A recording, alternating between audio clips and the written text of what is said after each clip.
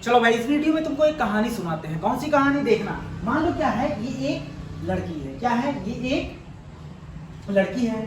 अब देखना, एक लड़की है, एक इसका जूड़ा। हाँ, इधर देखना। अब क्या है, और 3 लड़के हैं। कितने लड़के? 3 लड़के। कुछ भी ले सकते हो, बस हम समझाने के लिए ले रहे हैं कि कौन सा टॉपिक पढ़ने जा रहे हैं। तो देखना, इनका मान लो क्या, कुछ भी नाम रख दो, सोनू, मोनू, डोनू या ABC, कुछ भी नाम रख दो। और ये क्या है, एक लड़की है। अब क्या हुआ, इस लड़की ने रिप्रोड्यूस किया बेबी। क्या रिप्रोड्यूस किया? बेबी पैदा किया। हाँ, तो मान लो ये बेबी पैदा की। हाँ, छोटी सी बच्चा है, बच्ची कुछ भी हो सकती है। हाँ, अब देखना, तो क्या हुआ, ये दोनों थे हस्बैंड वाइफ। कौन थे? ये लड़की और ये दोनों क्या थे? हस्बैंड वाइफ थे। हाँ, अब क्या हुआ, दिक्कत ये हो गया, ये हस्बैंड ने कहा भैया ये बताओ कि ये लड़की का शक्ल तो हमसे मिल नहीं रहा है, हमें शक है तुम पर। हाँ, तो क्या होगा, अब उसने 2 लोगों पर शक किया। कितने लोगों पर शक किया? 2 लोगों पर, B and C। कहा नहीं भैया, अब क्या हमें पता लगाना है कि इस बच्चे का जो बच्चा पैदा हुआ है, इसका बाप कौन है। तो इसे बोलते हैं पैटर्निटी टेस्ट। हाँ, तो अब इस बच्चे का बाप A हो सकता है, B हो सकता है, C हो सकता है। हाँ, हमारे लॉजिक के हिसाब से शादी इन दोनों के बीच में हुई है, तो क्या होना चाहिए, बाप कौन होना चाहिए, ये। लेकिन जमाना क्या हो गया है, बदल गया है। B भी हो सकता है, C भी हो सकता है। तो आखिर कैसे पता करेंगे कि इस बच्चे का बाप कौन है? बात एकदम क्लियर है। ये एक केस हो गया। तो देखना, पैटर्निटी टेस्ट बोलते हैं इसे। अब मान लो ये एक लड़की है, अब इसका मर्डर हो गया। क्या हो गया? मर्डर हो गया।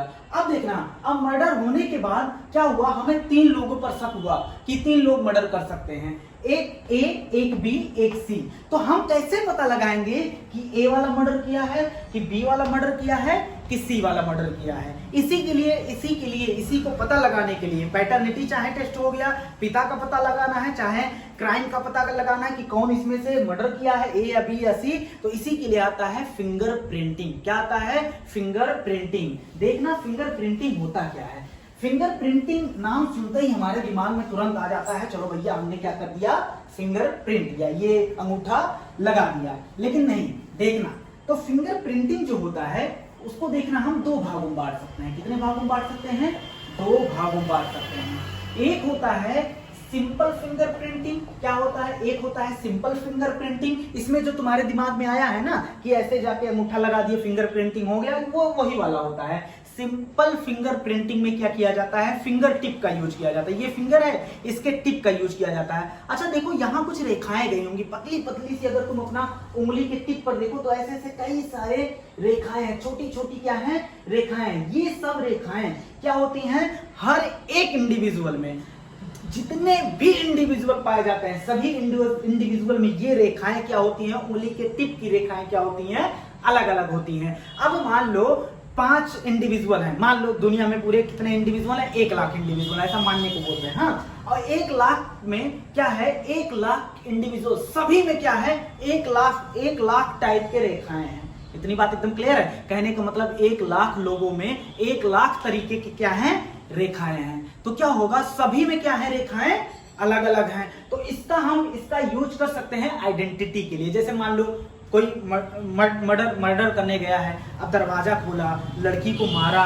तो क्या करेगा, उसके फिंगरप्रिंट उस पर आएंगे। उसके फिंगरप्रिंट, या कभी देखो जब होता है चाय दे देंगे पीने के लिए, क्रिमिनल को क्या दे देते हैं, चाय, ताकि चाय पिए, उसके फिंगरप्रिंट उस पर आ जाए। अब उसके फिंगरप्रिंट हम क्या ले लेते हैं, जहां मर्डर हुआ है, मान लो उसने दरवाजा खोला, दरवाजे से फिंगरप्रिंट लेंगे और उस क्राइम का फिंगरप्रिंट ले लेंगे, दोनों को मैच कर लेंगे और बता देंगे कि भैया ये क्रिमिनल है कि नहीं है। बात एकदम क्लियर है। अब ये एक हो गया सिंपल फिंगरप्रिंट। तो सिंपल फिंगरप्रिंट या कह सकते हैं कन्वेंशियल मतलब होता है पारंपरिक। तो इसमें क्या हुआ जाता है, किसका यूज किया जाता है, फिंगर टिप का यूज किया जाता है। किसका यूज किया जाता है, फिंगर टिप। लेकिन भाई मसला गंभीर है, यहाँ पर क्या है, फिंगर टिप वाला उतना सक्सेस नहीं है। सक्सेस क्यों नहीं है, देखना, अगर सिंपली करना हो तो कर लो, लेकिन क्या है, मान लो अभी कोई कत्ल किया, हाँ, और गया अपने हाथ का प्लास्टिक सर्जरी करा लिया, तो प्लास्टिक सर्जरी द्वारा ये रेखाएं चेंज हो सकती हैं। तो अब क्रिमिनल चालाक निकला, लेकिन नहीं, तो इसको हम क्या करते हैं, इसको हमें नहीं पढ़ना है, इस टेक्निक को हमें पढ़ना है कौन सा, फिंगर प्रिंटिंग, डीएनए। एक दूसरा वाला होता है डीएनए फिंगर प्रिंटिंग। क्या होता है, डीएनए फिंगर प्रिंटिंग। देखना डीएनए फिंगरप्रिंटिंग क्या होता है उससे पहले देख लेते हैं। ये सबसे पहले डीएनए फिंगरप्रिंट पर बात किसने किया था, लाया कौन था। तो देखना सबसे पहले डीएनए फिंगरप्रिंट लाने वाला, सबसे पहले डीएनए फिंगरप्रिंट की डिस्कवरी करने वाला साइंटिस्ट था एलेक्स जेफ्रेड। क्या नाम था, एलेक्स जेफ्रेड। देखना क्या नाम था, एलेक्स जेफ्रेड। इसीलिए इसे कहा जाता है फादर ऑफ डीएनए फिंगरप्रिंट। तो पूछ ले फादर ऑफ डीएनए फिंगरप्रिंटिंग किसे बोला जाता है, तो क्या बोलेंगे, एलेक्स जेफ्रेड। तुम यहां लिख लेना फादर ऑफ डीएनए फिंगरप्रिंटिंग। अब दो इंडियन साइंटिस्ट भी थे। अगर इंडिया में बात करेंगे तो दो इंडियन साइंटिस्ट हैं जो जुड़े हुए हैं किससे, डीएनए फिंगरप्रिंट से। तो देखना दो इंडियन अगर साइंटिस्ट की बात करेंगे तो उसमें पहले हैं लाल जी और दूसरे हैं कश्यप। क्या है, कश्यप, लाल जी सिंह और कश्यप। अब दोनों में से इनको बोला जाता है फादर ऑफ, इनको बोला जाता है father of Indian DNA fingerprinting. Indian अगर डीएनए फिंगरप्रिंट के फादर का नाम लिया जाए तो क्या लेंगे, लाल जी सिंह। और उसके बाद अगर वर्ल्ड वाइड कहा जाए तो क्या नाम लेंगे, एलेक्स जेफ्रेड। बात एकदम क्लियर है। अब और बात करते हैं व्हाट इज डीएनए फिंगरप्रिंटिंग, आखिर डीएनए फिंगरप्रिंटिंग है क्या। तो देखना अब बात करते हैं व्हाट इज, हम डीएनए फिंगरप्रिंट को क्या लिख दे रहे हैं, डीएफ लिख दे रहे हैं। हाँ, तो डीएनए फिंगरप्रिंट एक टेक्निक होता है, एक तकनीक होता है। तो देखना पहले डिफिनेशन लिख दे रहे हैं। डीएनए फिंगरप्रिंट क्या होता है, इट इज अ टेक्निक। ये क्या होता है, एक टेक्निक होता है। किस लिए टेक्निक, कौन सा टेक्निक होता है, टू डिटरमाइन, ताकि हम डिटरमाइन कर सकें, दर्शा सकें, to determine the nucleotide sequence. हाँ, न्यूक्लियोटाइड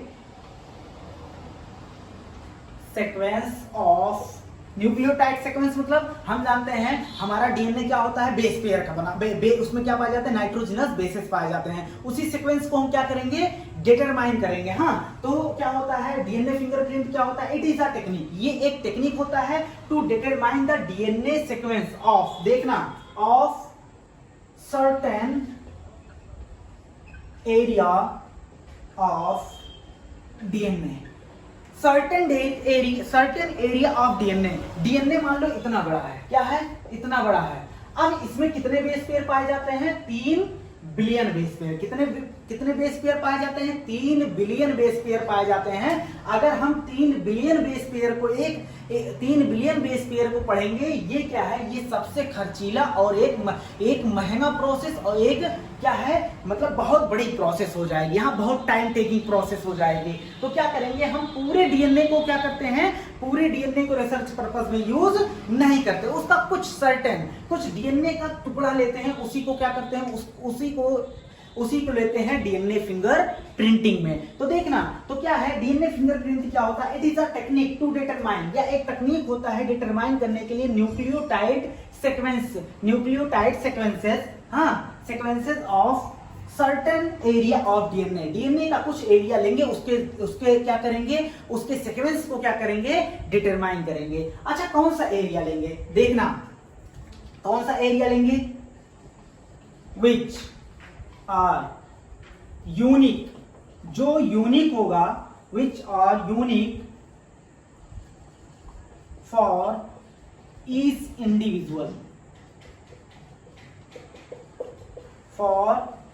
इंडिविजुअल, अच्छा, ऐसा एरिया लेंगे। डीएनए हम जानते हैं 2.2 मीटर कितना होता है, लंबा होता है। तो उसमें से मान लो कुछ ऐसा एरिया लेंगे जो क्या हो सभी इंडिविजुअल में क्या हो, डिफरेंस हो। तब तुम कभी अगर जुड़वा बच्चे देखे हो तो क्या होता है, हम कहेंगे तुम भाई जुड़वा बच्चों को पहचानो, किसका नाम राम है, किसका नाम घनश्याम है। तो तुम क्या करोगे, नहीं पहचान पाओगे, क्योंकि जो मोनोजाइगोटिक ट्विन होते हैं वो एकदम सेम होते हैं। तो उसमें तुम सिमिलरिटी देखोगे तो कई सारे सिमिलरिटी रहेंगे। अगर हम किसी चीज को डिफरेंशिएट करना है, अलग करना है, तो उसमें डिफरेंस देखेंगे। क्या देखेंगे, डिफरेंस। ऐसे हम एक जगह पढ़ते थे तो वहां 2 लड़के थे, एकदम सेम थे, लेकिन पहचाना ऐसे जाता था, एक के माथे में थोड़ा कट लगा था, तो उससे हम सब नाम रट लिए थे, भाई इसका नाम ये है, उसका नाम वो है। बात एकदम क्लियर है। तो हम सिमिलरिटी पे नहीं जाएंगे, क्या जाएंगे, डिफरेंस पे जाएंगे। तो हम डीएनए का वो पार्ट लेंगे जो सभी इंडिविजुअल में क्या हो,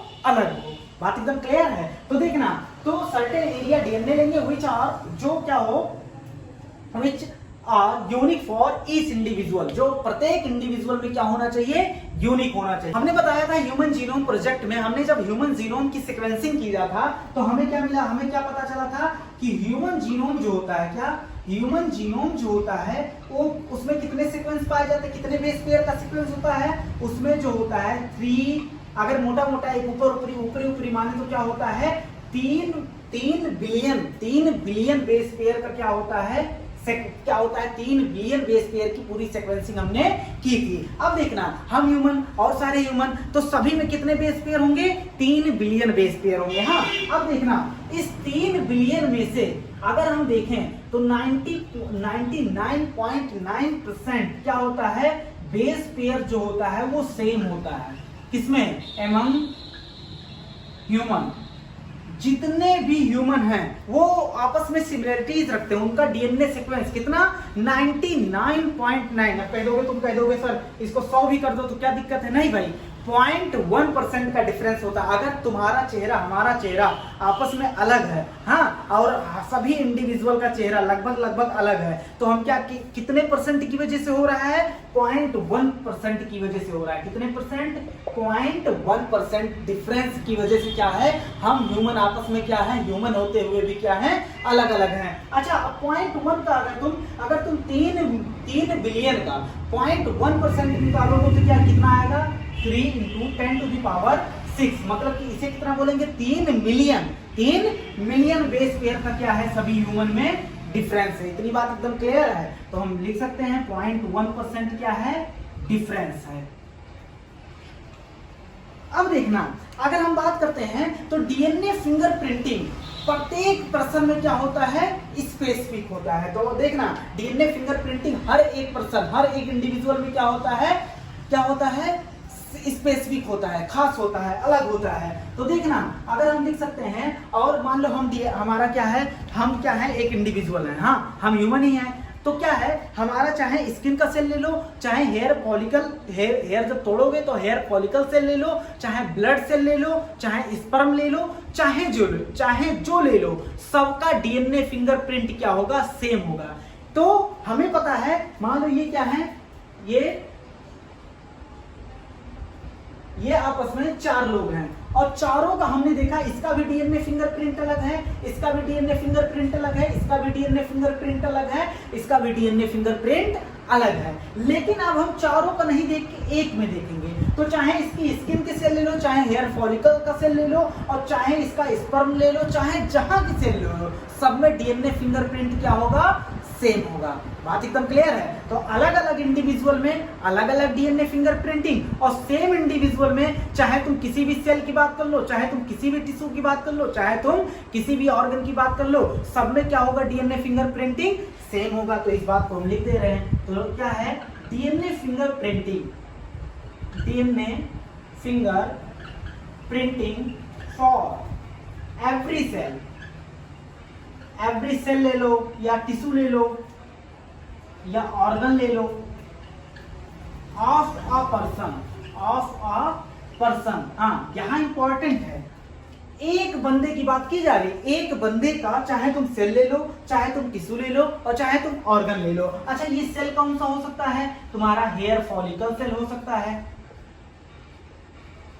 हेयर फॉलिकल हो सकता है, हेयर फॉलिकल सेल हो सकता है। उसके बाद स्किन का सेल हो सकता है, बोन का सेल हो सकता है, ब्लड सेल हो सकता है। उसमें क्या करेंगे, हम उसको आइसोलेट कर लेंगे, और उससे क्या कर लेंगे, डीएनए, अभी बताएंगे टेक्निक जब बताएंगे, तो उससे क्या कर लेंगे, हम डीएनए फिंगरप्रिंट ले लेंगे। इतनी बात एकदम क्लियर है। सभी इंडिविजुअल में क्या होगा, अलग अलग डीएनए फिंगरप्रिंटिंग। एक इंडिविजुअल के किसी भी सेल में क्या होगा, डीएनए फिंगरप्रिंटिंग सेम होगा। देखना भाई, डीएनए फिंगरप्रिंटिंग करने के लिए सबसे पहले ह्यूमन के सेल से क्या निकालना पड़ेगा, डीएनए निकालना पड़ेगा। तो अभी टेक्निक पे हम ना बात करते हुए थोड़ा सा बेसिक जान लेते हैं, बस अभी टेक्निक पर आते हैं इसके बाद। हाँ, टेक्निक ऑफ डीएनए फिंगरप्रिंटिंग पर अभी बात करते हैं थोड़ी देर बाद। तो देखना, डीएनए से हम क्या करेंगे, डीएनए को क्या करेंगे, आइसोलेट करेंगे, उसको टुकड़ों में बांट देंगे। किस में बांट देंगे, उसको काट काट के टुकड़ों में बांट देंगे। क्यों टुकड़ों में बांटते हैं, अभी बात करेंगे उस पर। हाँ, तो उसका क्या कर देंगे, फ्रैगमेंटेशन। फ्रैगमेंटेशन मतलब उसको टुकड़ों में तोड़ देंगे। अब उसी टुकड़ों में से, क्योंकि हमें पूरे डीएनए की स्टडी नहीं करनी है, हमें क्या करना है, उस डीएनए का स्टडी करना है जो कि सभी ह्यूमन में क्या होता है, डिफरेंस होता है। सभी ह्यूमन में क्या होता है, अलग अलग होता है। उसी डीएनए के पार्ट को हमें क्या करना है, स्टडी करना है। तो देखना, अब फ्रैगमेंटेशन कर दिया, हमारे पास ढेर सारे, ये मान लो पूरा एक डीएनए था, हमारे पास टुकड़ा आ गया। हाँ, अब इसी टुकड़े में से कुछ टुकड़े क्या हैं जो हर एक, कुछ टुकड़ों का सीक्वेंस क्या है जो हर एक ह्यूमन में क्या होता है, अलग होता है। तो हम कैसे ढूंढेंगे उस टुकड़े को जो टुकड़ा सभी ह्यूमन में क्या होता है, अलग अलग होता है। तो देखना, उसके लिए किया जाता है डेंसिटी ग्रेडियंट सेंट्रीफ्यूगेशन। क्या किया जाता है, डेंसिटी ग्रेडियंट सेंट्रीफ्यूगेशन। अच्छा, सेंट्रीफ्यूगेशन क्या होता है, मान लो ये क्या है, एक मशीन देखे होगे तुम, मिक्सर देखे होगे, मिक्सर तो क्या है, ये मान लो क्या है, मशीन है, इसके ये क्या है, ब्लेड है इसके चारों तरफ। हाँ, और ये क्या है, मशीन। अब इसको चारों तरफ ऐसे क्या करेगा, ये मशीन रोटेट करेगा, तो ये भी क्या करेगा, रोटेट करेगा। तेजी से सेंट्रीफ्यूगेशन हम इसका कराएंगे तो क्या होगा, मान लो इसमें हमने क्या लिया है, टेस्ट ट्यूब लिया है। क्या लिया है, टेस्ट ट्यूब, और इसमें हमने डाल दिया ये फ्रैगमेंट।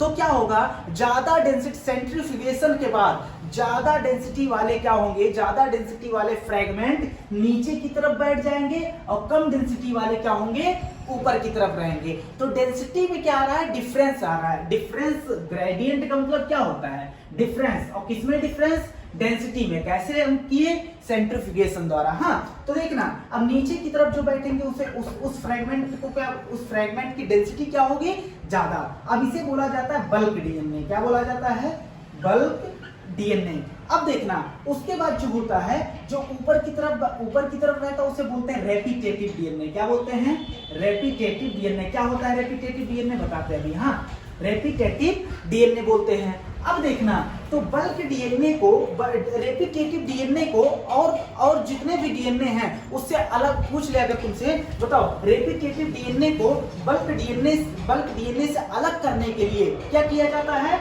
Density gradient centrifugation. कैसे, जब ये सेंट्रीफ्यूगेशन करेंगे तो क्या होगा, जो डेंसिटी ज्यादा जिसका रहेगा वो नीचे बैठ जाएगा, उसे क्या बोलेंगे, बल्क डीएनए। और उसके बाद जिसका जो थोड़ा ऊपर रहेगा उसकी डेंसिटी क्या होगी, कम होगी, उसे क्या बोलेंगे, रेपिटेटिव डीएनए। अब इसी चीज को अगर हम ग्राफ वे में समझते हैं, बल्क डीएनए और रेपिटेटिव डीएनए, तो देखना कुछ नहीं है, ऐसे ग्राफ बना दो। हाँ, उसके बाद क्या है, देखना, ये ऐसा उसका ग्राफ आता है। ग्राफ का मतलब है, ये जो छोटे छोटे पीक दिख रहे हैं ये रिप्रेजेंट किया जाता है, ये रिप्रेजेंट करता है रेपिटेटिव डीएनए। और जो बड़ा पीक है वो क्या रिप्रेजेंट करता है, वो रिप्रेजेंट करता है बल्क डीएनए। क्या रिप्रेजेंट करता है, बल्क डीएनए। बात एकदम क्लियर है। इसका देखो, इसका जैसे जैसे हम ऊपर जाएंगे तो डेंसिटी क्या होता जाएगा, बढ़ता जाएगा। इसमें डेंसिटी क्या है, कम है, उसकी डेंसिटी क्या है, ज्यादा है। तो देखना, ये स्मॉल पीक है, ये क्या है, बड़ा पीक है, लार्ज पीक है। इतनी बात एकदम क्लियर है। अब देखना, ये जो रेपिटेटिव डीएनए होते हैं, जो रेपिटेटिव डीएनए होता है वो दो टाइप का होता है। कितने टाइप का होता है, दो टाइप का होता है। इसका टाइप देख लेते हैं। एक होता है टैंडम रिपीट। क्या होता है, टैंडम रिपीट। दूसरा होता है इंटर स्पर्ज्ड रिपीट। देखना, एक होता है टेंडम रिपीट, एक होता है इंटर स्पर्ज्ड रिपीट। लेकिन हमें क्या पढ़ना है, हमें टेंडम रिपीट पढ़ना। पहले देख के लेते हैं ये क्या होता है टेंडम रिपीट और क्या होता है इंटर स्पर्ज्ड रिपीट। रिपीट मतलब देखना, ऐसा डीएनए सीक्वेंस जो बार बार क्या करे, रिपीट हो, उसे क्या बोलते हैं, रेपिटेटिव डीएनए। अगर मान लो कोई सीक्वेंस है, हाँ, कोई सीक्वेंस ले लो ATG, तुम कुछ भी ले लो, और ये बार बार रिपीट कर रहा है, ATG, फिर ATG, फिर ATG, तो इसको क्या बोलेंगे, रेपिटेटिव डीएनए बोलेंगे। अब देखना, ये जो टेंडम रिपीट होता है, टेंडम रिपीट, रेपिटेटिव डीएनए कितने टाइप के, दो, एक टेंडम रिपीट, एक क्या, इंटर स्पर्ज्ड रिपीट। अब देखना, ये जो टेंडम रिपीट होता है उसमें और इसमें डिफरेंस क्या है, अगर ATG बिना किसी इंटरप्ट के बार बार रिपीट हो रहा है, कॉन्टिन्यूसली रिपीट हो रहा है, तो उसे क्या बोलेंगे, टेंडम रिपीट। लेकिन अगर यही ATG, फिर थोड़ी देर गैप, फिर ATG,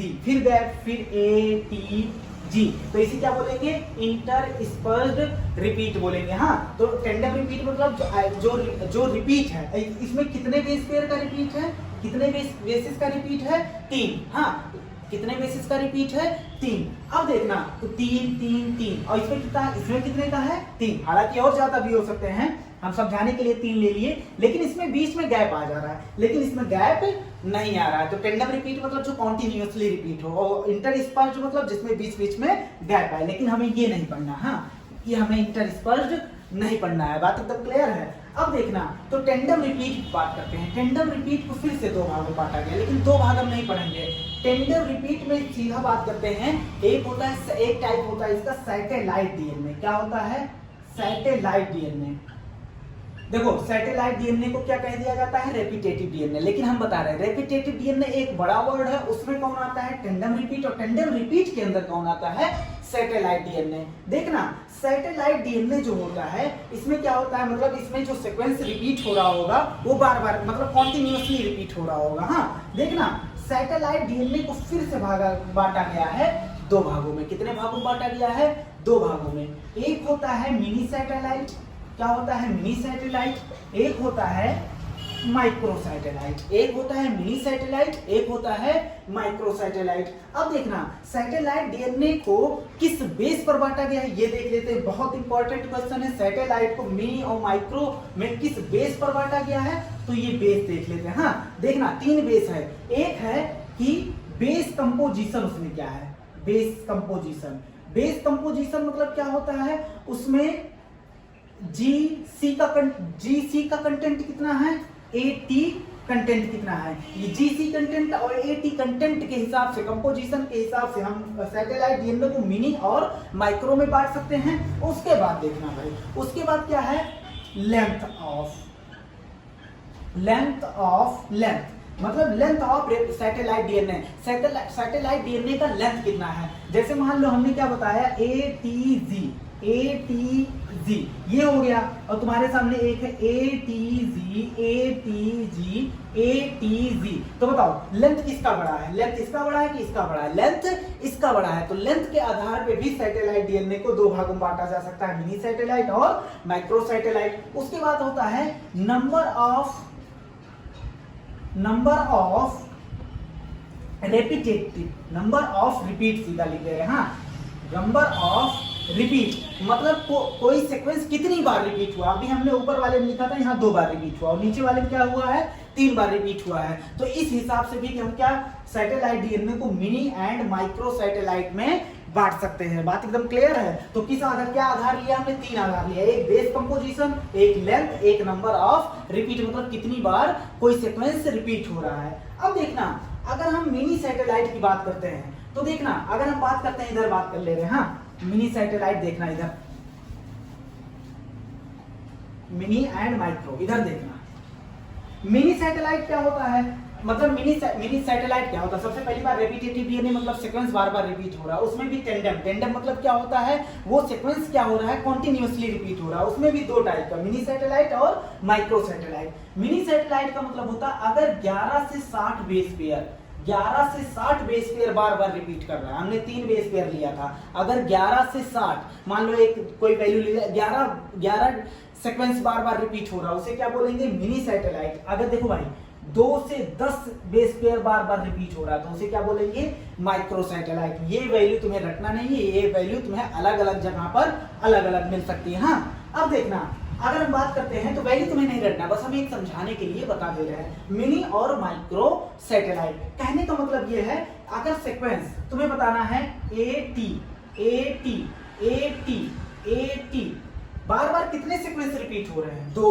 कितने सीक्वेंस रिपीट हो रहे हैं? 2। 80 कितने सीक्वेंस रिपीट हो रहे हैं? 2। तो तुम्हें बताना है ये मिनी सैटेलाइट है या माइक्रो सैटेलाइट है? क्या है? ये माइक्रो सैटेलाइट है। अच्छा, अगर ये 5 होता, 5 सेकंड ATGCT, हाँ, फिर वही होता, फिर 5 होता, फिर 5 होता, तो भी क्या बोलते हैं? Micro satellite. लेकिन अगर 15 सीक्वेंस बार बार 15 से फिर 15 फिर 15 फिर 15, तो उसे क्या बोलेंगे?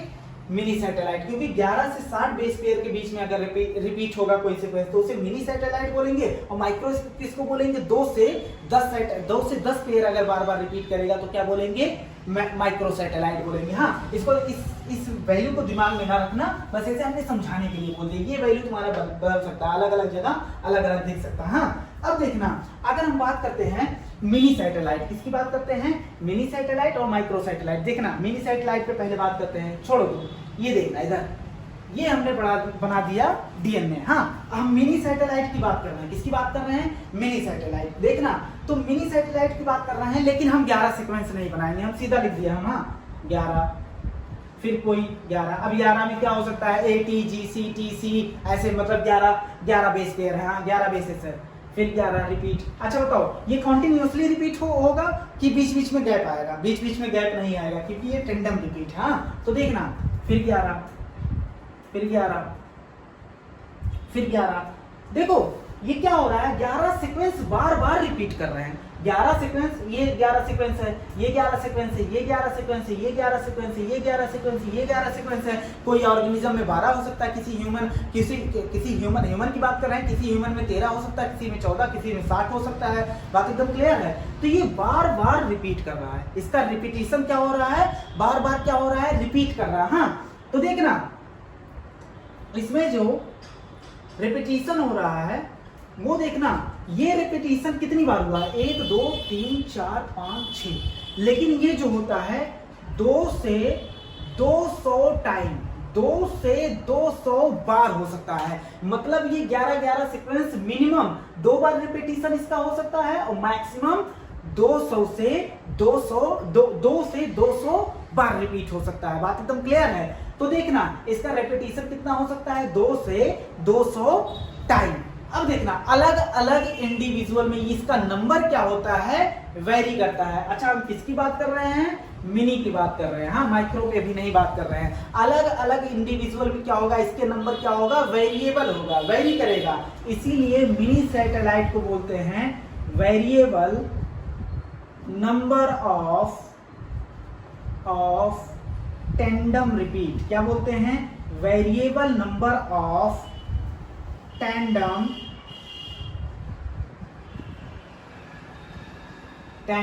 रिपीट, या क्या बोल सकते हैं? BNTR। क्या बोल सकते हैं? BNTR। क्यों बोला गया? क्योंकि भाई देखो, टेंडम रिपीट के अंदर सैटेलाइट DNA आ रहा है, और सैटेलाइट DNA के अंदर कौन आ रहा है? Mini satellite. अब मिनी सैटेलाइट को हम क्या बोले हैं? Variable number of tandem repeat. Tandem repeat मतलब कॉन्टिन्यूअसली रिपीट कर रहा है। वेरिएबल नंबर मतलब अलग अलग ऑर्गेनिज्म में इसका रिपीटेशन नंबर क्या है? अलग अलग है। किसी ऑर्गेनिज्म में हो सकता है 2 बार रिपीट हो, किसी ऑर्गेनिज्म में हो सकता है कितनी बार रिपीट हो? 100-200 टाइम रिपीट हो। इतनी बात एकदम क्लियर है? अब देखना, तो इसे क्या बोला गया? BNTR। अब इसको क्या बोला जाता है? इसको बोला जाता है STR। क्यों बोला जाता है? क्योंकि ये जो होता है शॉर्ट टेंडम रिपीट, यहाँ 2 से 10 बेस पेयर है तो शॉर्ट है, तो इसे क्या बोला जाता है? STR, शॉर्ट टेंडम रिपीट बोला जाता है। बात एकदम क्लियर? अब आगे बढ़ सकते हैं। तो देखना, तो फिर से आते हैं BNTR पर। किस पे आते हैं? BNTR पर। अब बहुत आराम से इस बात को समझना जिसको हम समझाने वाले हैं। हाँ, इधर देखना, इसको मिटा दे रहे हैं। हाँ, हमने देखा रेपिटेटिव DNA। क्या देखा हमने? Repetitive DNA। आराम से समझना। हाँ, हमने देखा रेपिटेटिव DNA। हमने कहा रेपिटेटिव DNA क्या होता है? एक बड़ा ग्रुप होता है। उसके अंदर हमने क्या पढ़ा? उसके अंदर हमने 2 चीजें पढ़े। एक होता है टेंडम रिपीट जो कॉन्टिन्यूअसली रिपीट हो रहा है, और एक होता है इंटरस्पर्स्ड। उसमें क्या होता है? गैप आ जाता है। हाँ, तो हम सीधा बात करेंगे जो हमारे काम का। हाँ, टेंडम रिपीट, उसके अंदर हमने क्या पढ़ा? टेंडम रिपीट पढ़ा। अच्छा, टेंडम रिपीट में हमने कहा ये भी टाइप में बटा होता है, लेकिन हमने यहां से क्या लिया? Satellite DNA। क्या हमने यहां से लिया? Satellite DNA। देखना, अब सैटेलाइट सैटेलाइट डीएनए जो होता है, हमने कहा फिर से इसको कितने भागों में बांटा, 2 भागों में। एक होता है मिनी सैटेलाइट और दूसरा क्या होता है, माइक्रो सैटेलाइट। अच्छा हमने क्या बोला, हमने बोला मिनी सैटेलाइट, हमें माइक्रो से अभी नहीं मतलब है, क्योंकि एलेक्स जेफ्रे ने जो डीएनए फिंगरप्रिंटिंग में लिया था वो मिनी सैटेलाइट लिया था। मिनी सैटेलाइट क्या बोलते हैं, BNTR। अच्छा इसको क्या बोलते हैं, STR, variable number of tandem repeat, short tandem repeat. अब देखना, अगर हम बात करते हैं मिनी पे, तो हमने मिनी में क्या बोला, हमने कहा इसमें बेस पेयर जो रिपीटिशन इसका होगा 11 से लेकर 60 बेस पेयर बार बार रिपीट हो सकता है। और कितनी बार रिपीट हो सकता है, 2 से 200 टाइम रिपीट हो सकता है। अब देखना, अगर हम तुम्हें समझाने के लिए, हमें माइक्रो से अभी नहीं मतलब है, हाँ अगर हम तुम्हें समझाने के लिए, देखना समझना भाई, प्यार से समझना इसको, क्योंकि कहीं भी तुम्हें कहीं यूट्यूब चाहे जहां देख लो ये लेक्चर ऐसा नहीं दिया होगा। हाँ अगर समझ गए तो तुम्हारे लिए बेटर है। हाँ अब देखना, तो यहाँ क्या है 11 से 60, तुम कहो तो 1 मान ले, हाँ फिर क्या रिपीट होगा, फिर रिपीट होगा 11 से 60, फिर क्या कितने बेस पेयर, कोई तुम एक पकड़ लो, चाहे तुम 15-15 बार रिपीट करवा, तो हम सीधा लिख दे रहे हैं 11 से 60 बेस पेयर के बीच में कोई भी रिपीट हो सकता है। फिर क्या होगा 11 से 60। अच्छा ये बताओ ये कितनी बार रिपीट हो सकता है, ये कितनी बार रिपीट हो सकता है, 2 से 200 बार, मतलब मिनिमम 2 बार रिपीट हो सकता है और मैक्सिमम 200 बार रिपीट हो सकता है। क्या, BNTR में सीक्वेंस। अब देखना ये लगातार रिपीट हो रहा है, तो क्या इसे टेंडम रिपीट बोलेंगे। अगर बीच में गैप आ जाता, तो अगर 2 के बीच में, 2 सीक्वेंस के बीच में, जैसे 11-60 फिर थोड़ा गैप आ गया, फिर 11-60, तो क्या बोलते हैं, उसे इंटरस्पर्स्ड बोला जाता है। हाँ लेकिन यहाँ इसे क्या बोला जाएगा, टेंडम रिपीट। अब क्या होगा, टेंडम रिपीट। अब देखना समझने वाली बात यहाँ पर आई है, इसे बोलते हैं एक BNTR लोकस। क्या बोलते हैं, एक BNTR लोकस। अच्छा लोकस मतलब होता है क्रोमोसोम पे किसी भी चीज की पोजीशन को क्या बोलते हैं, क्या बोलते हैं, लोकस। लोकेशन से ले सकते हैं। हाँ तो 1 BNTR लोकेशन, एक BNTR लोकेशन में हम पूछेंगे तुमसे, अगर हम अगर BNTR की बात कर रहे हैं तो मिनी सैटेलाइट की बात कर रहे हैं। अगर हम तुमसे पूछ लें एक BNTR लोकस में बताओ नंबर ऑफ बेस पेयर कितने से कितना तक हो सकता है जो रिपीट कर रहा है, तो क्या बोलोगे 11 से 60। अच्छा कितनी बार रिपीट कर सकता है ये 11 से 60, 2 से 200 बार रिपीट कर सकता है। इसे क्या बोलते हैं, एक BNTR लोकेशन। ये क्या है, एक BNTR location.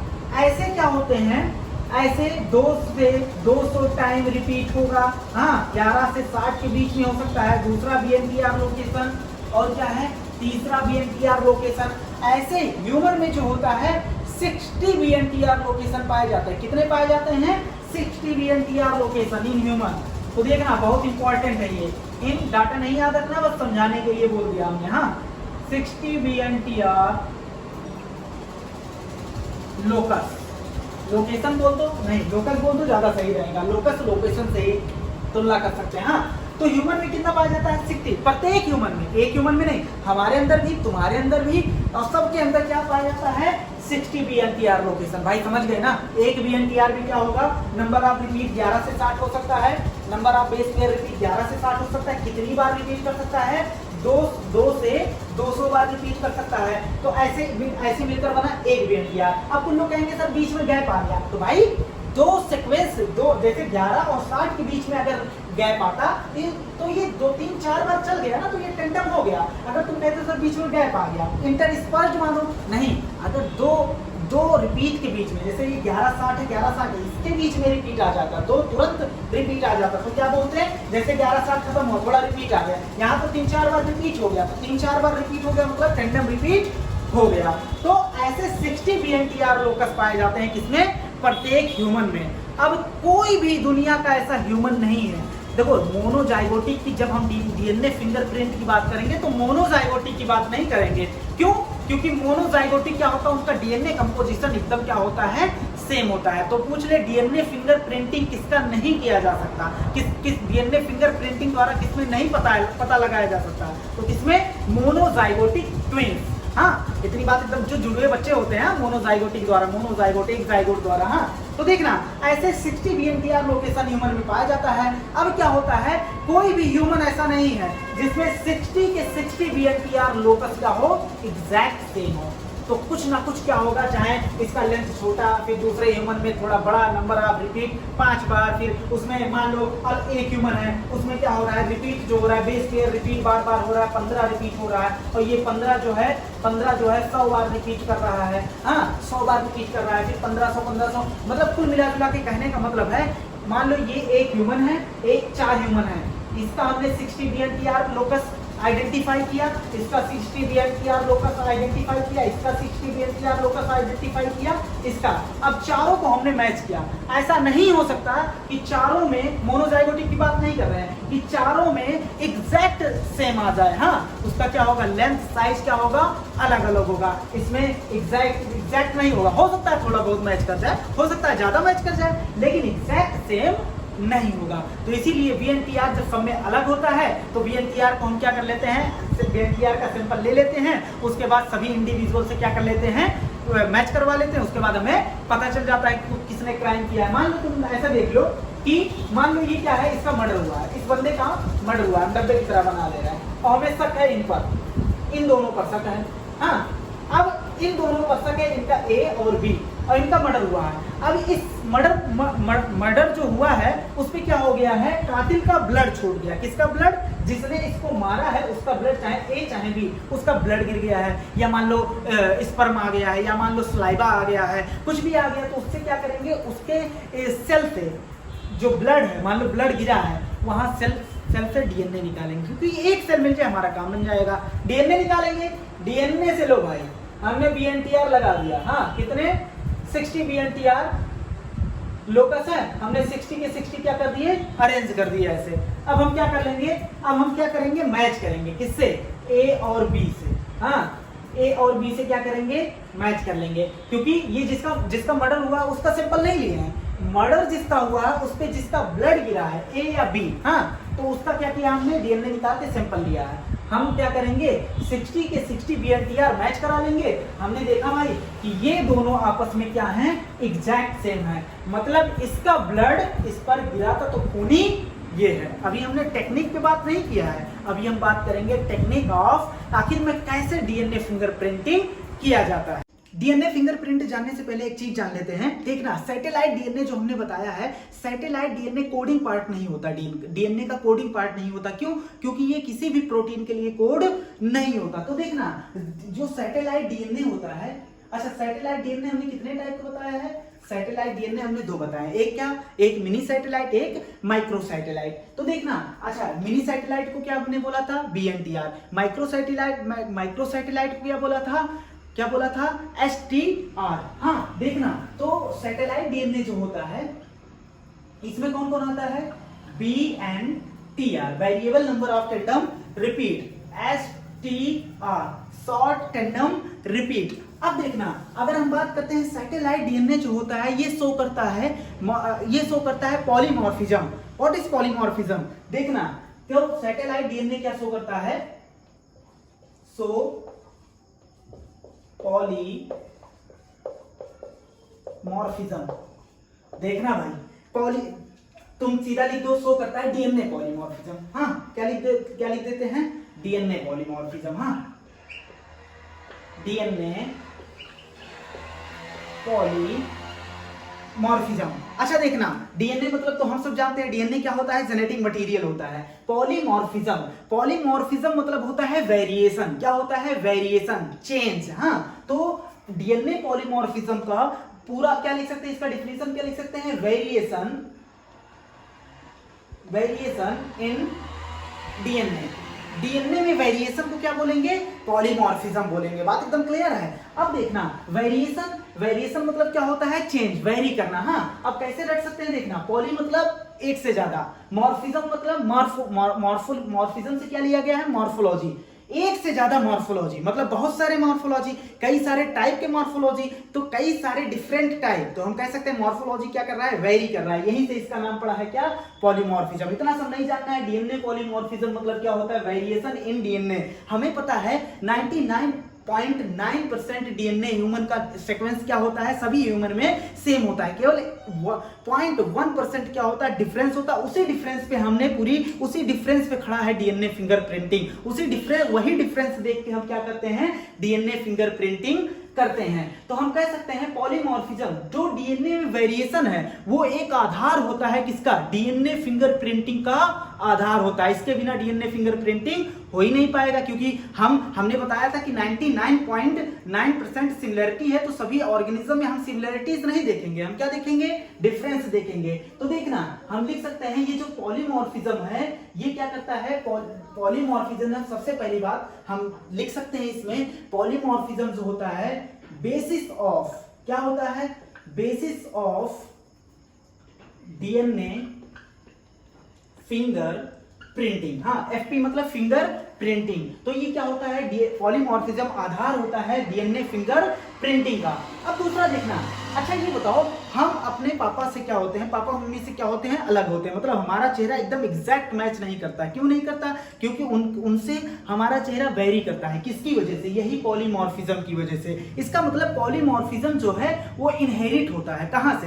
Parent to progeny, parent to progeny polymorphism inherit होता है। बात एकदम क्लियर है। इनहेरिटेंस मतलब क्या होता है, किसी कैरेक्टर का पेरेंट से प्रोजनी में जाना क्या होते हैं, क्या बोलते हैं, इनहेरिटेंस बोलते हैं। तो हम लिख सकते हैं कि पॉलीमॉर्फिज्म जो होता है ये क्या होता है, इनहेरिट होता है। इनहेरिट फ्रॉम, कहां से, फ्रॉम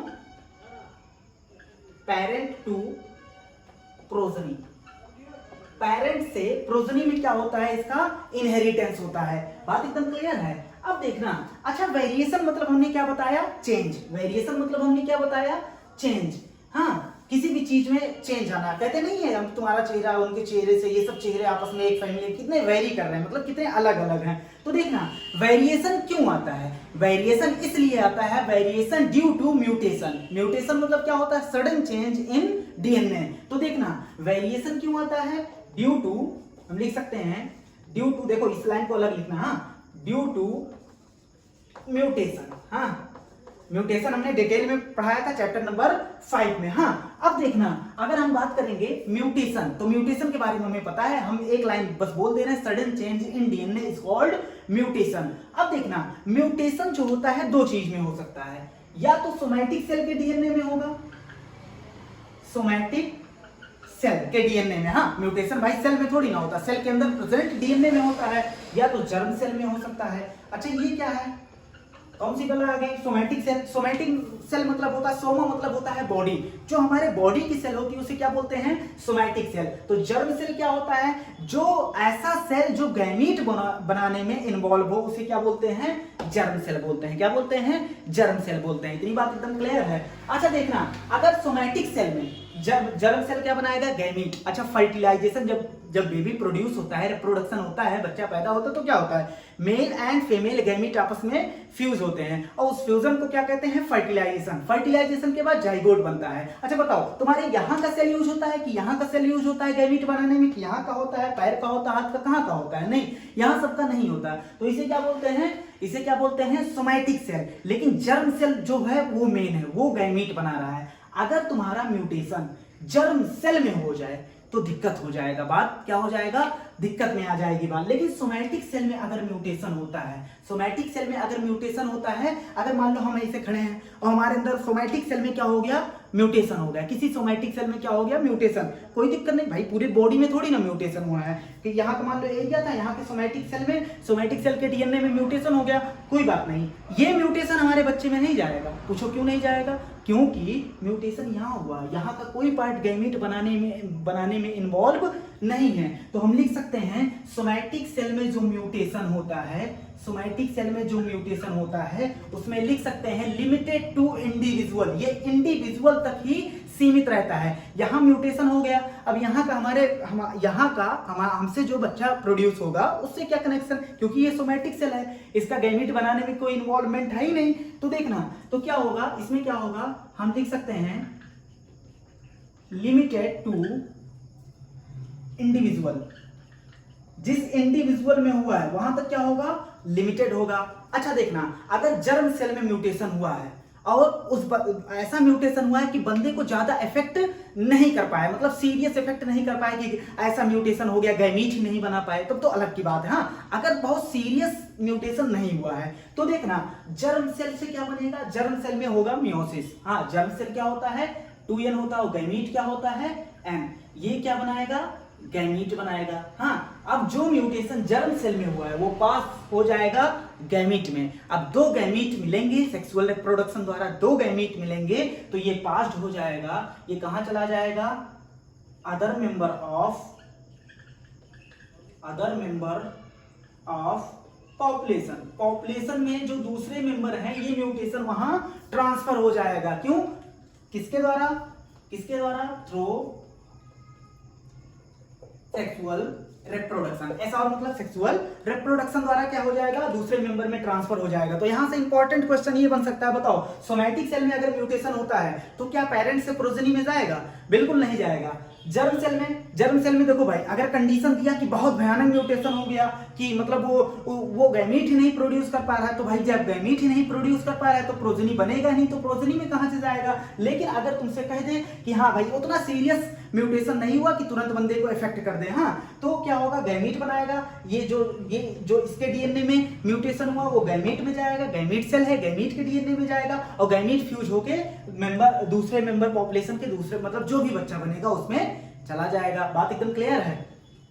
हमने सेल से डीएनए निकाल लिया, तो देखना अगर हम डीएनए निकालते हैं तो डीएनए बहुत बड़ा होता है, ह्यूमन का डीएनए लगभग कितना होता है 2.2 मीटर। हाँ, अब देखना तो डीएनए में जो होता है कुछ पार्ट जो होते हैं वो उसे बोलते हैं कोडिंग सीक्वेंस। क्या बोलते हैं, कोडिंग सीक्वेंस बोलते हैं, और कुछ पार्ट को बोलते हैं, मेजॉरिटी ऑफ द पार्ट क्या होता है नॉन कोडिंग सीक्वेंस। अच्छा बताओ सैटेलाइट डीएनए कोडिंग सीक्वेंस होता है या नॉन कोडिंग सीक्वेंस होता है। सैटेलाइट डीएनए क्या होता है, नॉन कोडिंग सीक्वेंस होता है, किसी भी प्रोटीन के लिए कोड नहीं होता है, तो नॉन कोडिंग सीक्वेंस हमारे पास है। अब देखना अगर मान लो हमने सेल से डीएनए निकाल लिया, अभी तक हमने बात किया सोमैटिक सेल और जर्म सेल के डीएनए में, लेकिन उसका डीएनए हमने निकाल दिया, अब उसके अंदर पूछ रहे हैं किस पार्ट में कोडिंग सीक्वेंस में म्यूटेशन हुआ है या नॉन कोडिंग सीक्वेंस में म्यूटेशन हुआ है। तो देखना अगर कोडिंग सीक्वेंस मतलब क्या होता है, एक जीन होता है और जीन क्या बनाता है एमआरएनए एक्सप्रेस होके क्या बनाता है प्रोटीन, और वही प्रोटीन क्या बनाते हैं एंजाइम बनाते हैं, हार्मोन बनाते हैं। मेजॉरिटी ऑफ द मतलब हमारे लिए बहुत ज्यादा इंपॉर्टेंट क्या है प्रोटीन, क्योंकि उसी प्रोटीन से हार्मोन बनता है। लगभग हार्मोन प्रोटीन के होते हैं, ऑलमोस्ट एंजाइम किसके होते हैं प्रोटीन के होते हैं। तो देखना अगर कोडिंग सीक्वेंस में म्यूटेशन हो गया है, कोडिंग सीक्वेंस मतलब ऐसा जीन जो फंक्शनल है जो एक्सप्रेस्ड हो रहा है, तो अगर इसमें म्यूटेशन हो गया भैया तो देखना मामला गड़बड़ हो जाएगा, या तो बंदे का डेथ हो जाएगा, हाँ, या तो बंदे का डेथ हो जाएगा। तुमने सुना होगा बंदा क्या हो जाता है इनफर्टाइल हो जाता है अगर एक क्रोमोसोम मान लो डिलीट हो गया या एडिशन हो गया, ट्राइसोमी ऐसा कुछ सुना होगा, हाँ, मोनोसोमी, तो क्या होता है या तो बंदा डेथ हो जाएगा या तो बंदा क्या हो जाएगा इनफर्टाइल हो जाएगा। अब बात यहां से भी आई, निकल के देखना क्या बात निकल के आया। अगर कोडिंग सीक्वेंस में म्यूटेशन होता है तो क्या पेरेंट से प्रोजेनी में जाएगा, पेरेंट से प्रोजेनी में जवाब दो भाई, जाएगा कि नहीं जाएगा, बिल्कुल नहीं जाएगा। पूछो क्यों, कोडिंग सीक्वेंस में म्यूटेशन हुआ, या तो बंदा ज्यादातर चांस है कि नहीं जाएगा, या तो बंदा मर गया या तो बंदा क्या हो गया इनफर्टाइल हो गया, क्योंकि जो एंजाइम बनने चाहिए तो वो एंजाइम बन ही नहीं रहे हैं, जो हार्मोन बनने चाहिए तो वो हार्मोन बन ही नहीं रहे हैं, क्योंकि हार्मोन कहां से बात आ गई जब प्रोटीन ही नहीं बन रहा है। मान लो ऐसे एक जीन में हुआ जो इंपॉर्टेंट हार्मोन या एंजाइम बना रहा था, हाँ, तो अब क्या हुआ कोडिंग सीक्वेंस था एक्सप्रेस्ड हो रहा था अच्छा खासा, अब म्यूटेशन हो गया तो भैया प्रोटीन बनाएगा नहीं तो क्या एंजाइम क्या हार्मोन, बंदे की डेथ हो सकती है, या तो मान लो ऐसा हो गया कि बंदा क्या हो गया इनफर्टाइल हो गया। बात एकदम क्लियर है। तो हम लिख सकते हैं जो कोडिंग सीक्वेंस में म्यूटेशन होता है, हाँ, कोडिंग सीक्वेंस में जो म्यूटेशन होता है नेवर पास टू प्रोजेनी, वो प्रोजेनी में पास नहीं होता, प्रोजेनी में पास नहीं होता। क्यों नहीं होता, क्योंकि या तो बंदा डेथ हो गया या तो बंदा इनफर्टाइल हो गया, बच्चा ही नहीं पैदा कर सकता, तो प्रोजेनी में कहां से पास होगा। अब बात कर लेते हैं नॉन कोडिंग में। नॉन कोडिंग मतलब जो एक्सप्रेस्ड नहीं हो रहा है, जो प्रोटीन नहीं बना रहा है। तो देखना ये नॉन कोडिंग सीक्वेंस जो होता है अगर इसमें म्यूटेशन होता है, हाँ, इसमें म्यूटेशन होता है, मान लो हमारा डीएनए था, हाँ, डीएनए था, ये था कोडिंग, ये था कोडिंग। हाँ, मान लो ऐसे छोटा सा था डीएनए, ये कोडिंग है, ये कोडिंग है, बाकी सब नॉन कोडिंग डीएनए है। अब कोडिंग वाला क्या बना रहा है? एमआरएनए बना रहा है। एमआरएनए से क्या बना रहा है? प्रोटीन बना रहा है। अब यही प्रोटीन क्या बना सकता है? हार्मोन या एंजाइम बना सकता है। लेकिन अब इसमें डीएनए हो, अब इसमें क्या हो गया? म्यूटेशन हो गया तो दिक्कत आ गई, या तो बंदा डेथ हो गया या तो इनफर्टाइल हो गया। लेकिन अगर नॉन कोडिंग वाले में होता है तो कोई दिक्कत नहीं, बंदे को तुरंत कोई दिक्कत नहीं होगा। हाँ, वो तुरंत इफेक्ट नहीं पहुंचाएगा क्योंकि ये कुछ बना ही नहीं रहा है, प्रोटीन बना ही नहीं रहा है। तो अगर नॉन कोडिंग में म्यूटेशन होता है तो हम लिख सकते हैं नॉट इमीडिएट इफेक्ट। हाँ, किस पर? बंदे के रिप्रोडक्टिव एबिलिटी, रिप्रोडक्टिव क्षमता पर तुरंत असर नहीं डालता। हाँ, तो लिख सकते हैं not immediately effect on reproductive abilities. Reproductive abilities पर तुरंत असर नहीं डालता। अब देखना, अगर हम बात करते हैं तो तुरंत असर नहीं डालता लेकिन म्यूटेशन हुआ है। अगर म्यूटेशन हुआ है मतलब चेंज हुआ है। अब हमें भाई तुरंत असर नहीं पड़ा है, इसका मतलब क्या? मान लो कोई हमें थप्पड़ मार दिया है। अच्छा, थप्पड़ मार दिया, हाँ, क्या है? हमें कोई असर नहीं पड़ा। तो क्या हमें थप्पड़ पड़ा ही नहीं है? थप्पड़ पड़ा है लेकिन असर नहीं हुआ। अब वही थप्पड़ पटापट मारता जा रहा है, नहीं असर पड़ रहा है। लेकिन क्या है, एक समय ऐसा आएगा कि असर दिखाएगा। तो देखना, तो इसमें जो म्यूटेशन हो रहा है वो हो तो रहा है लेकिन असर नहीं पड़ रहा है क्योंकि नॉन कोडिंग वाले में हो रहा है। ऐसा बंदा जो कुछ काम ही नहीं कर रहा, हाँ, ऐसा बंदा जो मान लो, ऐसा बंदा जो एकदम गहरी नींद में लेटा हुआ, अब उसे तुम थप्पड़ धीरे धीरे मार रहे हो, हाँ, इतना तेज ना मार देना, हाँ, कि लाठी वाठी लाके पूरा मार दो, धीरे धीरे मार रहे हो, कोई दिक्कत नहीं पड़ेगा। लेकिन एक समय ऐसा आएगा जब तुम बड़ा मारते जाओगे, असर दिख जाएगा। तो म्यूटेशन हो रहा है लेकिन ये म्यूटेशन दिख नहीं रहा, हम कह सकते हैं म्यूटेशन एक्यूमुलेट हो रहा है। क्या हो रहा है? इकट्ठा हो रहा है। हाँ, जनरेशन आफ्टर जनरेशन। मान लो म्यूटेशन हुआ, अब म्यूटेशन हुआ, हाँ, अब जर्म सेल की ही बात हो रही होगी क्योंकि प्रोजनी में जा रहा है। तो म्यूटेशन हुआ जर्म सेल के डीएनए में और नॉन कोडिंग में, तो वो क्या होगा? वो म्यूटेशन जो हुआ, म्यूटेशन हुआ मतलब चेंज हुआ, तो वो चेंज हमने बताया था पॉलीमॉर्फिज्म। चेंज मतलब क्या? पॉलीमॉर्फिज्म। अब वो पॉलीमॉर्फिज्म पेरेंट से प्रोजनी में जाएगा, तो हम कहें, लेकिन असर नहीं दिखा रहा है अभी। हाँ, तो हम कहेंगे देखो भाई असर नहीं दिखा रहा है लेकिन इकट्ठा हो रहा है। हाँ, जनरेशन आफ्टर जनरेशन। हाँ, जनरेशन आफ्टर आफ्टर जनरेशन क्या हो रहा है? वो इकट्ठा हो रहा है, अभी असर नहीं दिखा रहा है। अब आगे चल के यही क्या कहलाता है? ये बनाता है, हम बोल सकते हैं यही क्या बनाता है? Form basis of variability, basis of आधार बनाता है वेरिएबिलिटी या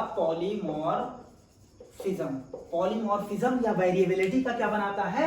आधार बनाता है। बात एकदम क्लियर है? तुम ऐसे वहां दिख नहीं रहा होगा, लिख लेना। हाँ, पॉलीमॉर्फिज्म या वेरिएबिलिटी का क्या बनाता है? आधार बनाता है। तो ऐसा सिंपली समझ लो, हम हमारे जर्म सेल के नॉन कोडिंग सीक्वेंस में म्यूटेशन हुआ लेकिन हमारे रिप्रोडक्टिव एबिलिटी पे तुरंत फर्क नहीं पड़ा।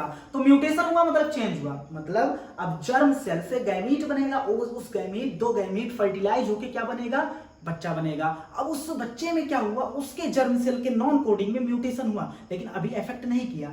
लेकिन भाई म्यूटेशन हो रहा है तो वेरिएबिलिटी आ रहा है कि नहीं आ रहा है? तो वेरिएबिलिटी का आधार क्या है? वेरिएबिलिटी ये क्या है? एक्यूमुलेट होता रहेगा, ये आधार बनाएगा वेरिएबिलिटी। अब जैसे जैसे एक्यूमुलेट होता रहेगा वैसे वैसे वेरिएबिलिटी या पॉलीमॉर्फिज्म आता जाएगा। अब देखना, उसके बाद हम बात करते हैं। अच्छा, तुमने सुना होगा कि एवोल्यूशन जब हमने पढ़ाया था तो हमने ऐसा नहीं कहा कि तुरंत इंसान बन गया। हमने कहा पहले निएंडरथाल, उसके बाद बहुत सारे ऐसे सीरीज बताए, तब जाके इंसान बना। और ये एक साल में नहीं, लाखों साल में ऐसा हुआ, ये नहीं तुरंत बन गया। हाँ, अब देखना, तो इसका मतलब म्यूटेशन जो होता है वो पॉलीमॉर्फ म्यूटेशन हुआ, थोड़ा चेंज हुआ, वो अगली प्रोजनी में गया, वहां म्यूटेशन हुआ, अगली प्रोजनी में गया। तो हम बोल सकते हैं ये जो पॉलीमॉर्फिज्म है, या यहाँ लिख दे रहे हैं, हाँ भाई, वेरिएबिलिटी या लिख दो या पॉलीमॉर्फिज्म लिख दो। हाँ, अब देखना, पॉलीमॉर्फिज्म हम बोल सकते हैं, पॉलीमॉर्फिज्म जो है प्ले कर रहा है इंपॉर्टेंट रोल इन एवोल्यूशन। इसमें एवोल्यूशन में क्या कर रहा है, इंपॉर्टेंट रोल प्ले कर रहा है। क्यों? क्योंकि पॉलीमॉर्फिज्म मतलब क्या भैया, वेरिएशन। और भाई evolution is equal to variation. Variation मतलब change, no change no evolution. जब तक वेरिएशन आएगा नहीं तब तक एवोल्यूशन होगा नहीं। तो यहाँ आधार बन रहा है धीरे धीरे किसका, पॉलीमॉर्फिज्म का। इसका मतलब हम कह रहे हैं धीरे धीरे क्या हो रहा है, एवोल्यूशन हो रहा है। बात एकदम क्लियर है। या एक नई स्पीसीज जब बनता है, जब मान लो पहले निएंडरथल टाइप के लोग थे, वहां से होमोसेपियंस बना, तो क्या ऐसे ही बन गया क्या? होमोसेपियंस एक नई स्पीसीज है, तो क्या स्पेसिएशन जो हुआ है उसमें भी पॉलीमॉर्फिज्म हुआ है, चेंज हुआ है? क्या हम और निएंडरथल मैन एकदम सेम है? नहीं, सेम नहीं है। क्यों नहीं सेम है? क्योंकि हमारे उनमें क्या बहुत सारा डिफरेंस है। वो डिफरेंस किसके वजह से आया है? डीएनए में वेरिएशन की वजह से। तो कभी भी एक नया स्पीसीज, मान लो हमसे एक नया स्पीसीज बना, सबसे पहले ये एक स्लो प्रोसेस है, ये बहुत दिन में होगा। हाँ, और क्या होगा, धीरे धीरे होगा। और क्या होगा, हमसे एक स्पीसीज बनेगा तो हमारे अंदर कई सारे जनरेशन बाई जनरेशन, हमारे बच्चे में चेंज हुआ, फिर उसके बच्चे में चेंज हुआ, फिर उसके बच्चे में चेंज हुआ, अब जाके एक नई स्पीसीज बनेगा कई जनरेशन के बाद। अच्छा बताओ, अगर वेरिएशन नहीं आएगा, हम जैसे हमारा बच्चा वैसा, फिर उसका बच्चा वैसा, फिर उसका बच्चा वैसा, तो ना कोई वेरिएशन आ ही नहीं रहा है। तो कोई वेरिएशन नहीं आ रहा तो कोई चेंज नहीं हो रहा, कोई चेंज नहीं हो रहा तो कोई और एवोल्यूशन नहीं होगा, और कोई एवोल्यूशन नहीं होगा तो स्पेसिएशन कहां से होगा, नई स्पीसीज कहां से बनेगी? तो इसका मतलब जो पॉलीमॉर्फिज्म हो रहा है वो इंपॉर्टेंट रोल निभा रहा है, किसमें प्ले कर रहा है, किसमें, एवोल्यूशन। हम और बोल सकते हैं स्पेसिएशन। क्या बोल सकते हैं? स्पेसिएशन। बात एकदम क्लियर है। अच्छा, पॉलीमॉर्फिज्म जो होता है, पॉलीमॉर्फिज्म तुम्हें अब तुमसे एक क्वेश्चन पूछ ले रहे हैं हम। पॉलीमॉर्फिज्म जो होता है वो किसके किसके वजह से आता है? हाँ, किसके किसके वजह से आता है? देखना, हम बोल सकते हैं बीएनटीआर की वजह से पॉलीमॉर्फिज्म आता है, क्योंकि अलग अलग स्पीसीज में अलग अलग, अगर ह्यूमन की बात कर लें, अलग अलग ह्यूमन में क्या होगा, अलग अलग क्या होगा, अलग अलग क्या होगा, अलग अलग ह्यूमन में अलग अलग बीएनटीआर होगा। तो बीएनटीआर मतलब अलग अलग ह्यूमन आपस में वेरी कर रहे हैं, किसकी वजह से, अलग अलग बीएनटीआर की वजह से। तो पॉलीमॉर्फिज्म बीएनटीआर की वजह से आ रहा है। वेरिएबल टेंडम रिपीट, हाँ, variable number of tandem repeat. और उसके बाद एसटीआर की वजह से भी आ रहा है। एसटीआर मतलब शॉर्ट टेंडम रिपीट, मतलब शॉर्ट टेंडम रिपीट भी सभी इंडिविजुअल में सेम नहीं होगा, अलग अलग ह्यूमन में अलग अलग होगा। तो अलग अलग ह्यूमन में अलग अलग होगा, तो यही एसटीआर और बीएनटीआर क्या करेंगे, अलग अलग ह्यूमन को क्या करते हैं, एक दूसरे से अलग बनाते हैं। और एक चीज और है, एक चीज और है जो हमने ह्यूमन जीनोम प्रोजेक्ट में पढ़ाया था, क्या, SNP,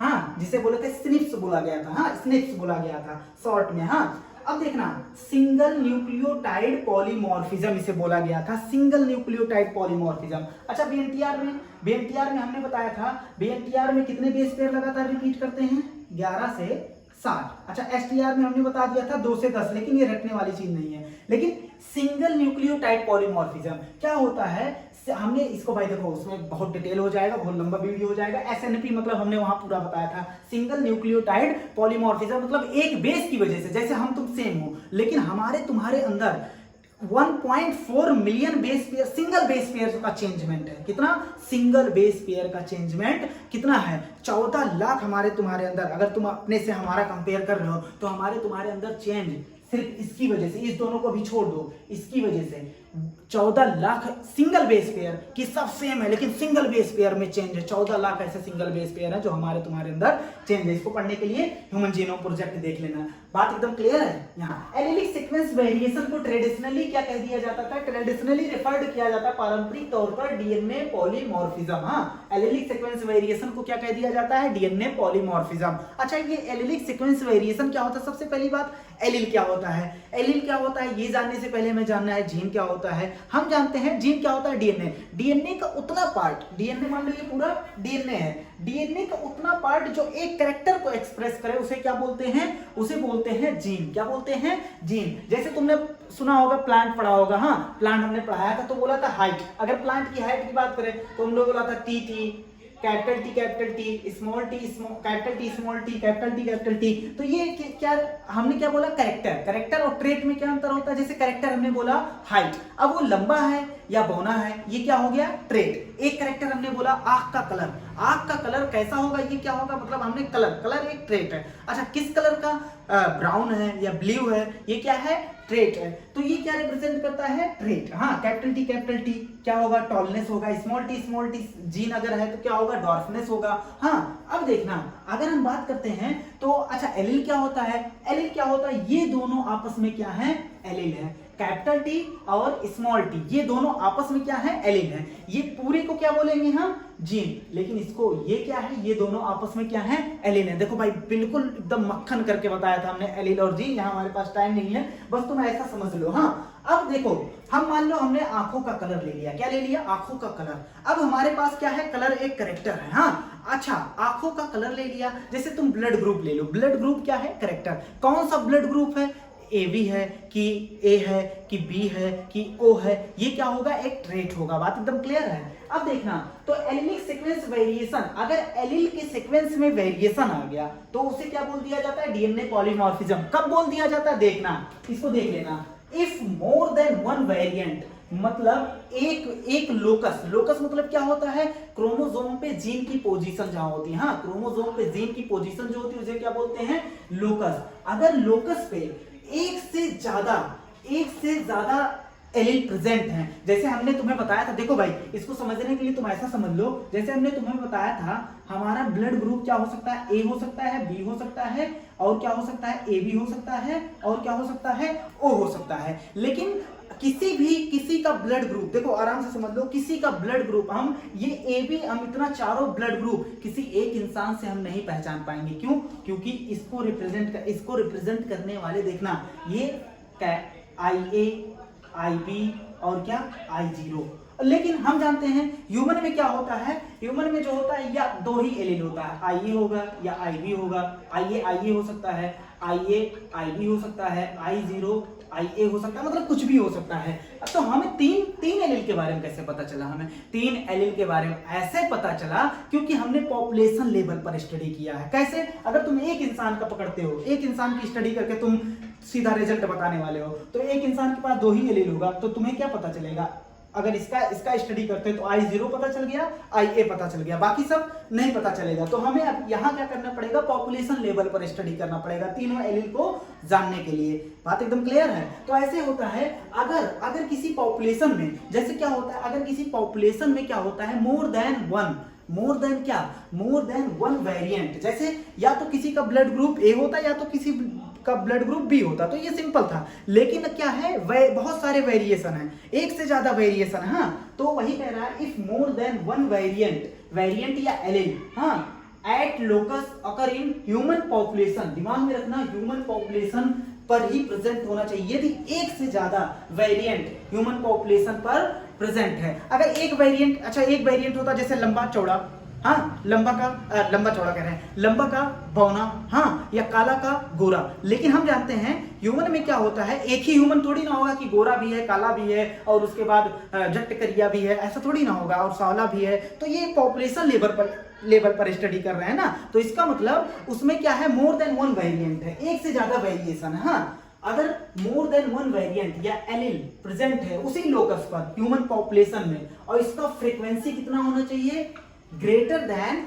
0.01, कितना होना चाहिए, ग्रेटर देन 0.01 फ्रीक्वेंसी होना चाहिए। देखो भाई हमने उसमें हार्डी बिनबर्ग में इसको बताया है, फ्रीक्वेंसी क्या होता है सब कुछ बताया है। तो ऐसा दिमाग में रख लेना, अगर डीएनए पॉलीमॉर्फिज्म एलिलिक सीक्वेंस में वेरिएशन के कारण क्या बोलेंगे उसे, कब बोलेंगे डीएनए पॉलीमॉर्फिज्म, जब एक से ज्यादा वेरिएंट होगा और फ्रीक्वेंसी कितनी होगी, ग्रेटर देन 0.01 फ्रीक्वेंसी होगी, तो उसे क्या बोलेंगे, डीएनए पॉलीमॉर्फिज्म बोलेंगे। अब दूसरा देख लेना, in simple term, simple term में कहा जाता है इनहेरिटेबल म्यूटेशन। इनहेरिटेबल मतलब ऐसा म्यूटेशन जो पेरेंट से प्रोजेनी में जा रहा है। Inheritable mutation observed in a population, अगर इनहेरिटेबल जो म्यूटेशन इनहेरिट हो रहा है पॉपुलेशन में, बहुत हाई फ्रीक्वेंसी, बहुत ज्यादा हो रहा है, बहुत ज्यादा नंबर में, मतलब बहुत ज्यादा लोगों में हो रहा है, तो उसे क्या कह दिया जाता है?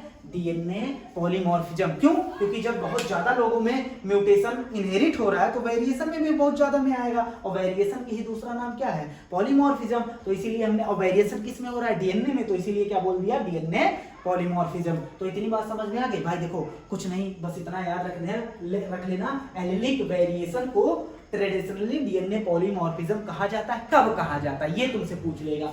जब एक से ज्यादा वेरिएंट एलील हो, हाँ, पॉपुलेशन लेवल पर, और उसकी फ्रीक्वेंसी क्या हो? 0.01 हो। बात एकदम क्लियर है? यही बस समझ लेना, बाकी हमने एकदम डिटेल में हार्डी विनबर्ग में इसको बताया था, फ्रीक्वेंसी क्या होता है ये सब, हाँ, एलील क्या होता है, जीन क्या होता है, ये सब हमने 5वें चैप्टर में बता दिया था। अब देखना, अगर हम बात करते हैं, अब इसको दिमाग में रख लेना, इनहेरिटेबल म्यूटेशन अगर हाई फ्रीक्वेंसी में बहुत ज्यादा नंबर पीपल में पाया जा रहा है, तो इनहेरिट हो रहा है, तो उसे क्या बोलेंगे? डीएनए पॉलीमॉर्फिज्म बोल देंगे। अब देख लेना, ये जो बीएनटीआर होता है, बीएनटीआर के बारे में थोड़ा जान लेते हैं। Variable number of tandem repeat. क्या? Variable number of tandem repeat. देखना, इसके कई सारे कॉपी नंबर होते हैं, हाँ, टेंडमली रिपीट, ये स्मॉल पार्ट होता है, और कई सारे टेंडमली रिपीट नंबर में, जैसे AGT, ये बहुत सारे इसके कॉपी नंबर होंगे, हाँ, और ये कॉपी नंबर वेरी करेंगे फ्रॉम क्रोमोसोम टू एक ही ह्यूमन में क्रोमोसोम टू क्रोमोसोम क्या करेंगे? वेरी करेंगे। मान लो क्रोमोसोम नंबर 5 पर ये 2 बार रिपीट कर रहा था, तो क्रोमोसोम नंबर 3 पर बहुत बार, मतलब 4 बार रिपीट कर रहा है। ऐसे ये क्रोमोसोम टू क्रोमोसोम भी वेरी करते हैं, और इंडिविजुअल टू इंडिविजुअल भी वेरी करते हैं। तो देखना, ये वो बात हो गई। उसके बाद अच्छा, जब इसके कारण क्या होता है? ये बीएनटीआर हमने बताया था सभी इंडिविजुअल में क्या होते हैं? अलग होते हैं। तो बीएनटीआर क्या होता है? So very high degree of polymorphism. तो इसकी वजह से क्या होगा? हाई डिग्री, मतलब बहुत ज्यादा पॉलीमॉर्फिज्म, बहुत ज्यादा वेरिएशन, क्योंकि बीएनटीआर सब में क्या होता है? अलग अलग होता है। तो जितना ज्यादा बीएनटीआर अलग अलग होगा उतना ज्यादा पॉलीमॉर्फिज्म आएगा। अब इसका साइज जो होता है वेरी कर सकता है फ्रॉम 0.1 to 20 किलो बेस। क्या हो, कहां तक वेरी कर सकता है? ये 0.1 किलो बेस का भी हो सकता है इसका साइज, और हो सकता है 20 किलो बेस का हो। 1 किलो बेस इक्वल टू कितना बेस पेयर होता है? 1000 बेस होता है। बात एकदम क्लियर है? अब बात करते हैं टेक्निक ऑफ डीएनए फिंगरप्रिंटिंग। आखिर में जो हमने डीएनए फिंगरप्रिंटिंग पढ़ा है उसकी टेक्निक, किस तकनीक से हम डीएनए फिंगरप्रिंटिंग करते हैं। तो देखना, बहुत ही सिंपल है, तुम बस सुनते जाओ, बस देखना। तो क्या है टेक्निक? किसका technique? Technique of DNA finger printing. जो डीएनए फिंगर प्रिंटिंग है उसका टेक्निक क्या है? तो देखना, अगर हम टेक्निक पे बात करें तो सबसे पहले मान लो हमारा डीएनए फिंगर प्रिंटिंग होना है। हमारा डीएनए फिंगर प्रिंटिंग होना है तो हम क्या करेंगे? अपना एक सेल देंगे, वो सेल कहीं से भी वो ले सकता है, बस कुल मिला जुला के हमने उसको अपना क्या दिया? सेल दिया, हाँ। तो सेल देंगे, उसके बाद क्या होगा? सेल देने का मुद्दा क्या है? क्योंकि सेल के अंदर क्या पाया जाता है? डीएनए। तो सबसे पहला स्टेप रहेगा, वो क्या निकालेगा? Isolation of DNA. हम डीएनए हमारे सेल से क्या निकाला जाएगा? डीएनए निकाला जाएगा। तो हम लिख सकते हैं पहला स्टेप क्या है? Isolation of DNA. अब देखना, ये तो हो गया आइसोलेशन ऑफ डीएनए। अब डीएनए निकाल कर क्या करेगा? हमने बताया पूरे डीएनए की स्टडी हम नहीं कर सकते, क्योंकि पूरे डीएनए में 3 बिलियन बेस पेयर पाया जाता है, जो कि बहुत ही महंगा प्रोसेस और बहुत ही टाइम टेकिंग प्रोसेस हो जाएगा। तो हमने बताया था कुछ यूनिक सीक्वेंस का हम क्या करेंगे? कुछ यूनिक सीक्वेंस का क्या करेंगे? हम उस पर स्टडी करेंगे, जो हर एक इंडिविजुअल में यूनिक होता है। तो इसका मतलब ये है डीएनए बड़ा सा, एक बड़ा मतलब 2.2 मीटर का होता है। तो सबसे पहले उसको फ्रैगमेंट में तोड़ना पड़ेगा। डीएनए बहुत बड़ा है तो उसको क्या करना पड़ेगा? फ्रैगमेंट में तोड़ना पड़ेगा। तो उसके लिए हम क्या करेंगे? अगला स्टेप है डाइजेशन। क्या है?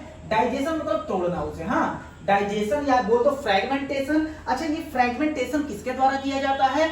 एंडोन्यूक्लिएज एक होता है। क्या होता है? Restriction endonuclease. तो देखना, किसके द्वारा किया जाता है? By with the help of restriction.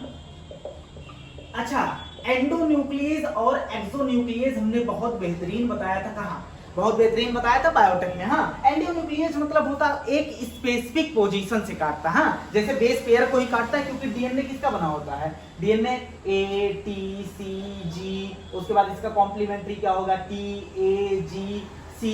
तो ये दोनों क्या होता है, आपस में कॉम्प्लीमेंट्री होता है। अब एंडोन्यूक्लियस ऐसे कहीं से भी नहीं काट सकता, वो एक स्पेसिफिक सीक्वेंस से काटता है। मान लो ए जी से, ए टी से काट रहा है तो यहाँ से काट देगा।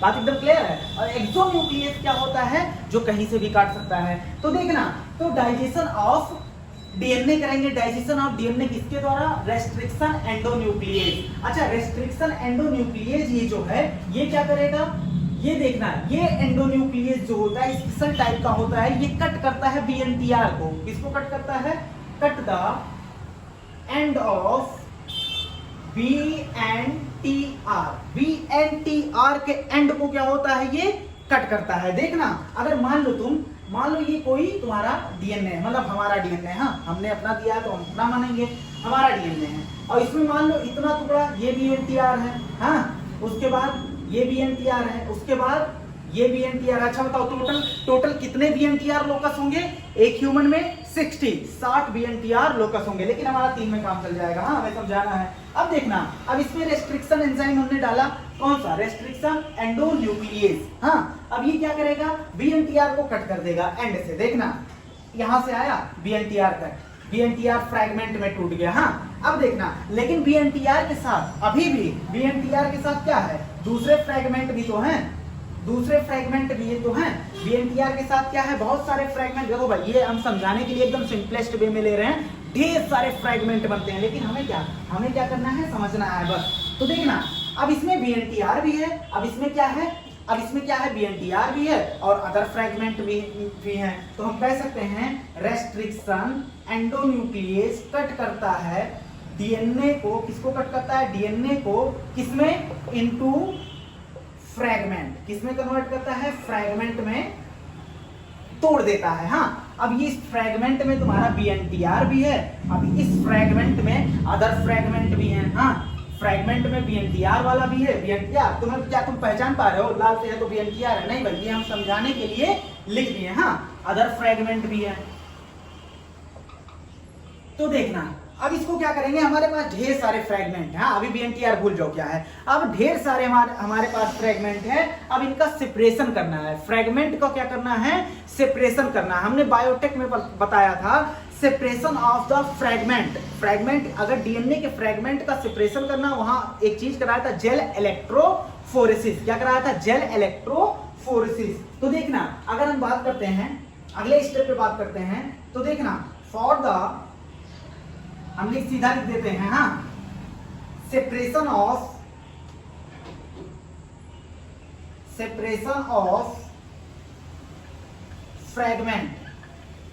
फ्रैगमेंट का हम क्या करेंगे, सेपरेशन करेंगे। किस टेक्निक द्वारा, by gel electrophoresis.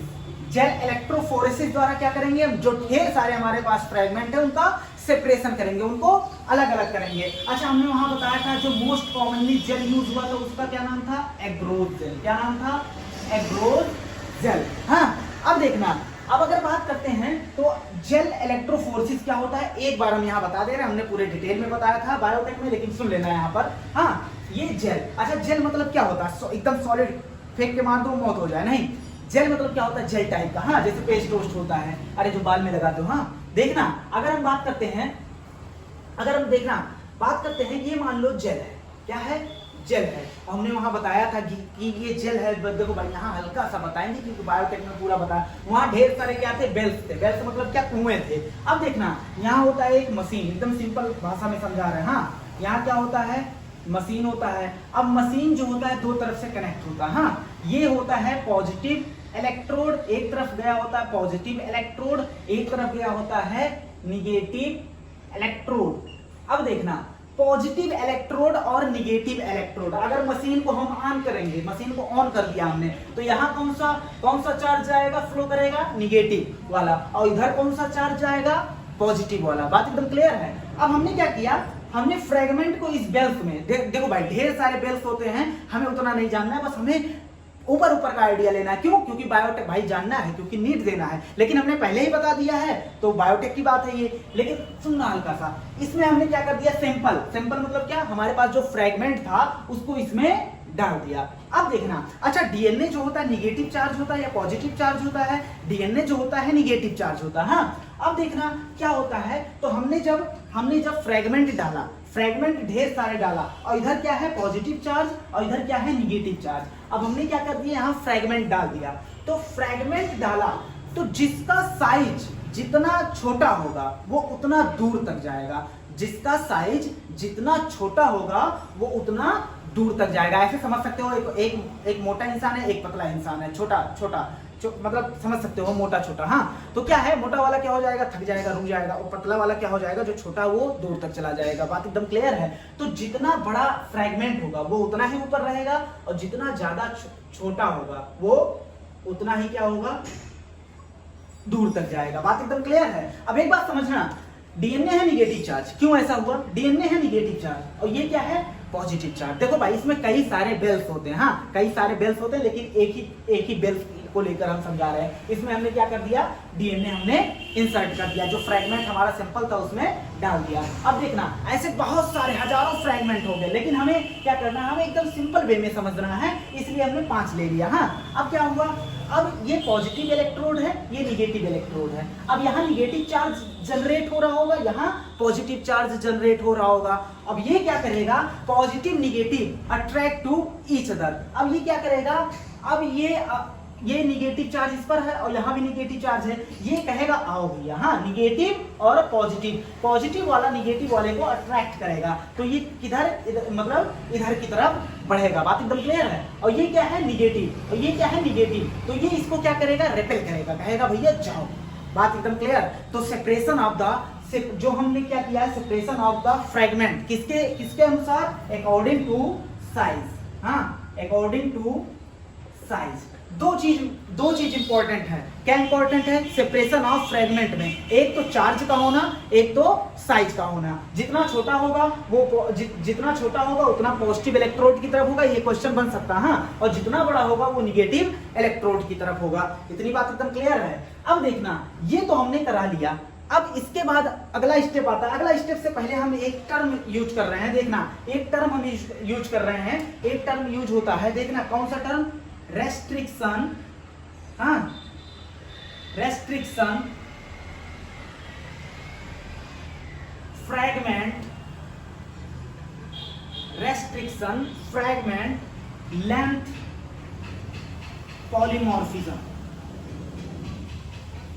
Restriction fragment length polymorphism. देखना इसका मतलब क्या होता है, इसका मतलब क्या होता है, अगर हम बात करें इसका अरे मतलब कह रहे हैं, मतलब अभी बता रहे हैं। इसका शॉर्ट फॉर्म अगर लिखेंगे RFLP, RFLP। अच्छा, इसका मतलब आप समझ लेते हैं। RFLP मतलब इसका फुल फॉर्म क्या होता है, रेस्ट्रिक्शन फ्रैगमेंट लेंथ पॉलीमॉर्फिज्म। अब इसका मतलब क्या होता है, देखना, अगर हम जेल इलेक्ट्रोफोरेसिस हमने कराया तो हमने देखा भाई इसका लेंथ अलग है, इसका लेंथ अलग है, इसका लेंथ अलग है, इसका लेंथ अलग है, इसका लेंथ अलग है। मतलब फ्रैगमेंट जो आया है उसके लेंथ में वेरिएशन दिख रहा है। क्या दिख रहा है, उसके लेंथ में क्या दिख रहा है, वेरिएशन। कोई इतना बड़ा है, कोई इतना छोटा है, फिर छोटा। मतलब क्या है, जितने फ्रैगमेंट उसमें क्या हो रहा है, हमें वेरिएशन देखने को मिल रहा है। हाँ, अब देखना, अब इस वर्ड का मतलब समझते हैं। हमने रेस्ट्रिक्शन एंडोन्यूक्लियस द्वारा काटा, और किसमें काटा, वो किसमें टूटा, फ्रैगमेंट में। अब वो फ्रैगमेंट में क्या है, वेरिएशन, किसके रिस्पेक्ट में, लेंथ के रिस्पेक्ट में। तो पॉलीमॉर्फिज्म मतलब क्या होता है, वेरिएशन, किसके रिस्पेक्ट में, लेंथ के रिस्पेक्ट में। बात एकदम क्लियर है। रेस्ट्रिक्शन एंडोन्यूक्लियस से हमने काटा, किसमें काटा, वो फ्रैगमेंट में। अब वो फ्रैगमेंट अलग अलग लेंथ के थे, लेंथ में वेरिएशन था, तो इसीलिए क्या बोल दिए, रेस्ट्रिक्शन फ्रैगमेंट लेंथ पॉलीमॉर्फिज्म। इतनी बात एकदम क्लियर। अब देखना, अगर हम बात करते हैं तो इसको हम मिटा दें। हमने 3 स्टेप पढ़ लिए, isolation of DNA, digestion of DNA, gel electrophoresis. Isolation मतलब हमने डीएनए निकाला, उसको तोड़ा फ्रैगमेंट में, और उस फ्रैगमेंट को सेपरेट किया with the help of gel electrophoresis. बात एकदम क्लियर है। अब अगला स्टेप होता है, देखो भाई हम कुछ एनसीईआरटी से बाहर चल रहे हैं, क्योंकि देखो भाई एनसीईआरटी में उतना कॉन्सेप्ट क्लियर करके नहीं लिखा। हम जो लिखेंगे 100% एनसीईआरटी रहेगा, उससे थोड़ा एक्स्ट्रा रहेगा। तो देखना, अब इसमें है, अगला स्टेप होता है डीनेचुरेशन। क्या होता है, डीनेचुरेशन। डीनेचुरेशन मतलब क्या होता है, देखना, इस स्टेप में क्या किया जाता है, ये एक प्रोसेस होता है जिसमें डबल स्ट्रैंडेड डीएनए को कन्वर्ट किया जाता है सिंगल स्ट्रैंडेड डीएनए में, तो उसे क्या बोलते हैं, डीनेचुरेशन। अच्छा, किसके द्वारा, by alkali treatment. Alkali treatment किया जाता है, ज्यादा हमें नहीं जानना है। हाँ, उसके बाद क्या किया जाता है, डबल, इसमें क्या किया जाता है, डबल। अच्छा, क्यों किया जाता है अभी बताएंगे, अभी समझ जाओगे खुद ही बोला। हाँ, इसमें क्या किया जाता है, डबल स्ट्रैंडेड डीएनए को किसमें कन्वर्ट किया जाता है, सिंगल स्ट्रैंडेड डीएनए। अच्छा, क्यों कन्वर्ट किया जाता है अभी वेट करो, बताएंगे। हाँ, अब देखना अगला स्टेप आता है। अब अगला स्टेप होता है तुम्हारा, अगले स्टेप का नाम ही पहले बोल दे रहे हैं, होता है सदर्न ब्लॉटिंग। क्या होता है, सदर्न ब्लॉटिंग। क्या होता है अभी बताएंगे। हाँ, अगला स्टेप है सदर्न ब्लॉटिंग।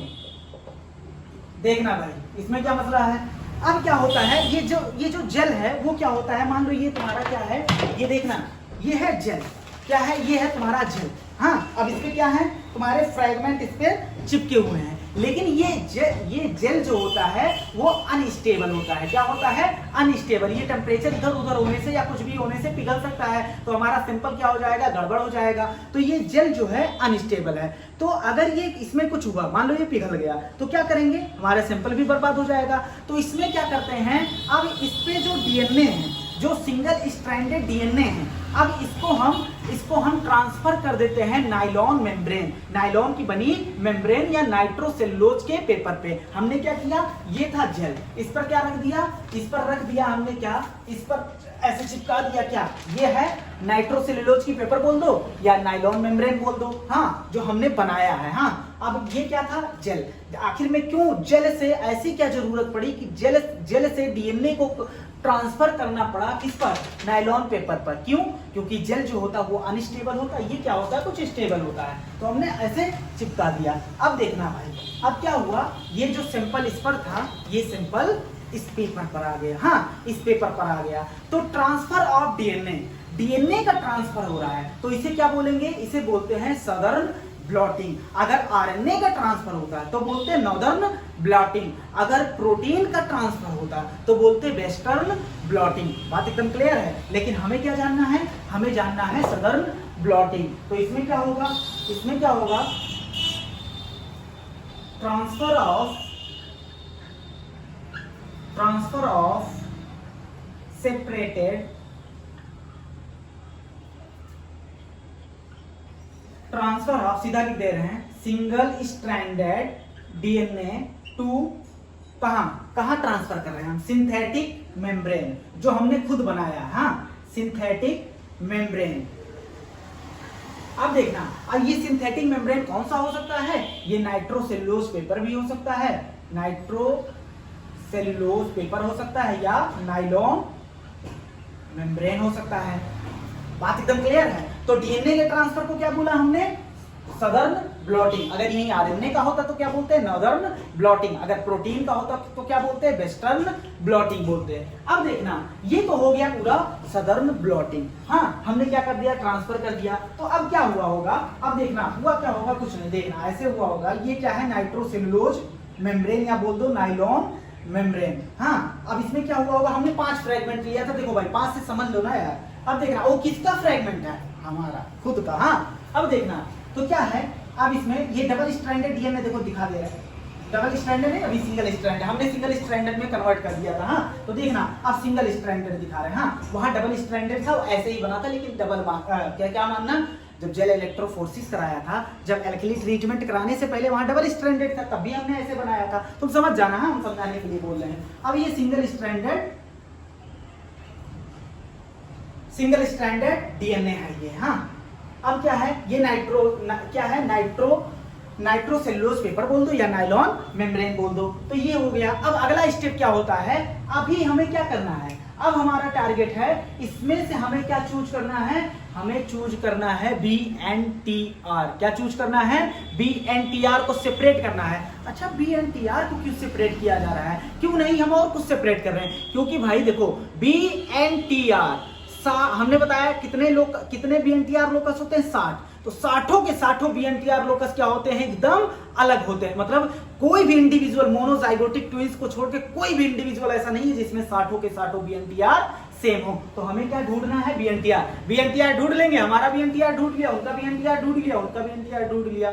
अब मैच कर लेंगे, तीनों का BNTR क्या हो जाएगा, अलग। अब देखना, अभी टेक्निक में बताएंगे। अब मर्डर से जो जिसका मर्डर हुआ वहां से जो हमें सैंपल मिला, अब तीनों से मिला लेंगे, जिसमें से एकदम एक्यूरेट मिल जाएगा वही क्या हो जाएगा, क्रिमिनल। तो BNTR ढूंढा हमने। अब क्या करेंगे, अभी हमने BNTR ढूंढा कहाँ, हाँ, अब BNTR को क्या करेंगे, सेपरेट करेंगे। हाँ, तो देखना अगला स्टेप है separation of BNTR variable number of tandem repeat. बात एकदम क्लियर है। अब देखना, हाँ, अब इस प्रोसेस को बोलते हैं हाइब्रिडाइजेशन। क्या बोलते हैं, हाइब्रिडाइजेशन। हाँ, हाइब्रिडाइजेशन अगर तुमने सुना हो, कहते हैं ना लौंडे बड़े हाइब्रिड पैदा हुए हैं। हाइब्रिडाइजेशन मतलब होता है, देखो भाई जेड भी कर सकते हो तुम। हाइब्रिडाइजेशन मतलब होता है दो चीज का मिश्रण। क्या, दो डिफरेंट चीज का क्या मिश्रण को क्या बोलते हैं, हाइब्रिडाइजेशन। बात एकदम क्लियर है। जैसे पापा मम्मी दोनों को मिश्रण से क्या पैदा हुआ, बच्चा। तो उस प्रोसेस को क्या बोला जाता है, प्लांट में क्या बोला जाता है, हाइब्रिडाइजेशन बोला जाता है। अब देखना इस क्यों हाइब्रिडाइजेशन बोला गया। देखो भाई ये एक लंबी कहानी। हाँ, इसको थोड़ा मिटा दें, चलो हम इसको मिटा दे रहे हैं। हाँ, अब यहाँ हम बना दे रहे हैं। हाइब्रिडाइजेशन में क्या किया जाता है, यूज किया जाता है प्रोब। किसका यूज किया जाता है, प्रोब। अच्छा, ये कौन सी बला है, हालांकि बता सब चुके हैं लेकिन फिर से बता दे रहे हैं। हाँ, इसमें यही स्टेप हम आगे बढ़ा रहे हैं। हाँ, यूज किया जाता है इसमें प्रोब। किसका यूज किया जाता है, प्रोब का। अब देखना ये प्रोब क्या होता है, इसके बारे में देख लेते हैं। ये सिंगल, अच्छा बताओ, ये सिंगल स्ट्रैंडेड डीएनए है कि डबल स्ट्रैंडेड, एक स्ट्रैंड वाला है कि दो स्ट्रैंड वाला है, एक स्ट्रैंड वाला है। अब प्रोब क्या होता है, हमने बताया हाइब्रिडाइजेशन। अभी इस टर्म का मतलब समझा रहे हैं क्यों हमने यूज किया मिश्रण वाला। हाँ, हाइब्रिडाइजेशन कराने में क्या यूज किया जा रहा है, प्रोब यूज किया जा रहा है। अच्छा, प्रोब क्या होता है इसके बारे में देख लेना। ये सिंगल स्ट्रैंडेड डीएनए होता है। क्या होता है, सिंगल स्ट्रैंडेड डीएनए। इसे हम खुद बनाते हैं। क्या करते हैं, इसे हम खुद बनाते हैं। तो इसका सीक्वेंस क्या होता है, इसका सीक्वेंस, इसका नाइट्रोजनस बेस का सीक्वेंस क्या होता है हमें पता होता है। तो देखना हम बोल सकते हैं नोन सीक्वेंस क्या होता है हमें पता होता है। अब इसकी एक खास बात और होती है, लेबल विथ रेडियो एक्टिव। ये किसके द्वारा लेबल्ड किया जाता है, रेडियो एक्टिव। हाँ,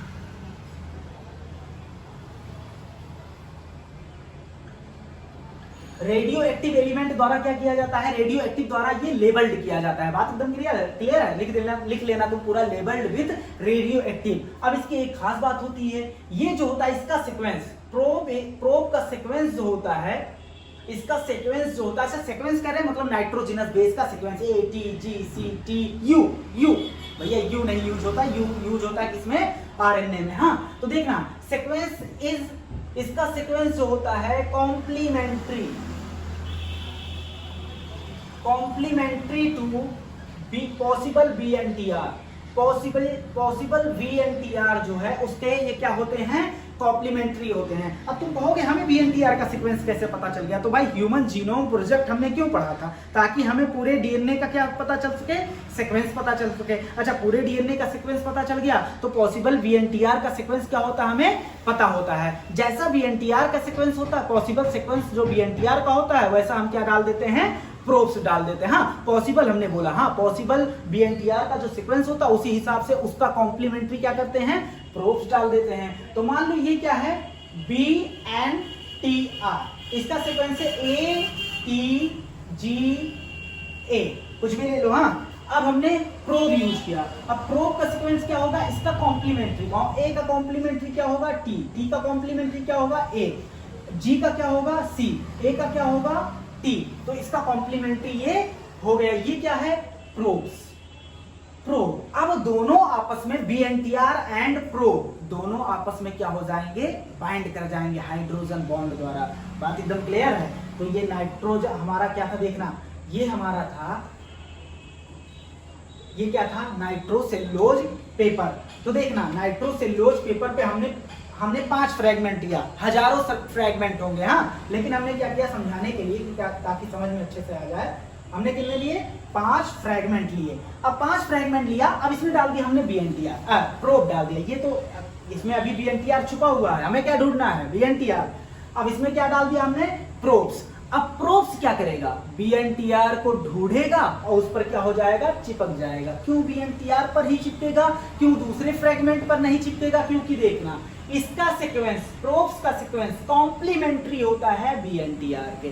तो मान लो भैया इसे BNTR मिल गया, हाँ, अब ये जाके चिपक गया यहाँ और यहाँ, हाँ, अब दोनों हाइड्रोजन बॉन्ड बना दिया, हाइड्रोजन बॉन्ड दोनों के बीच में बन गया।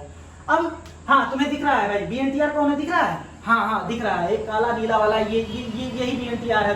दो BNTR क्यों बोल रहे हैं, क्योंकि इसका कॉम्प्लीमेंट्री प्रोब जुड़ा है, मतलब ये BNTR ही होगा, क्योंकि हमने ऐसा प्रोब डाला है जो BNTR का कॉम्प्लीमेंट्री है। तो हमें क्या मिले BNTR, तो क्या मिले BNTR मिले। अब तुम्हें दिखाई दे रहा है ना, देखो नीला काला वाला, नीला काला नहीं देख पाओगे, वो समझाने के लिए हम बोर्ड पर ऐसे बना दिए हैं। अभी भी हमें नहीं दिख रहा, इमेजिन करो तुम लैब में हो और लैब में तुम्हें ऐसे दिख रहा, रेडियो एक्टिव एलिमेंट ऐसे नहीं दिखता तुम्हें, हाँ।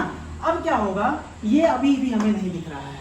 अब अगला स्टेप, इसे देखने के लिए तुम कहोगे सर नीला नीला दिख तो रहा है, नहीं भाई नहीं दिख रहा है, हाँ, समझो लैब में है, नीला काला वहां ऐसे पेन से नहीं बनाया जाता, हाँ। अब देखना, अब इसको आइडेंटिफाई करने के लिए अगला स्टेप होता है, BNTR को आइडेंटिफाई करने के लिए अगला स्टेप होता है ऑटो रेडियोग्राफी। क्या होता है, ऑटो रेडियोग्राफी। तो देखना अगले स्टेप पे बात करते हैं, ऑटो रेडियोग्राफी, हाँ।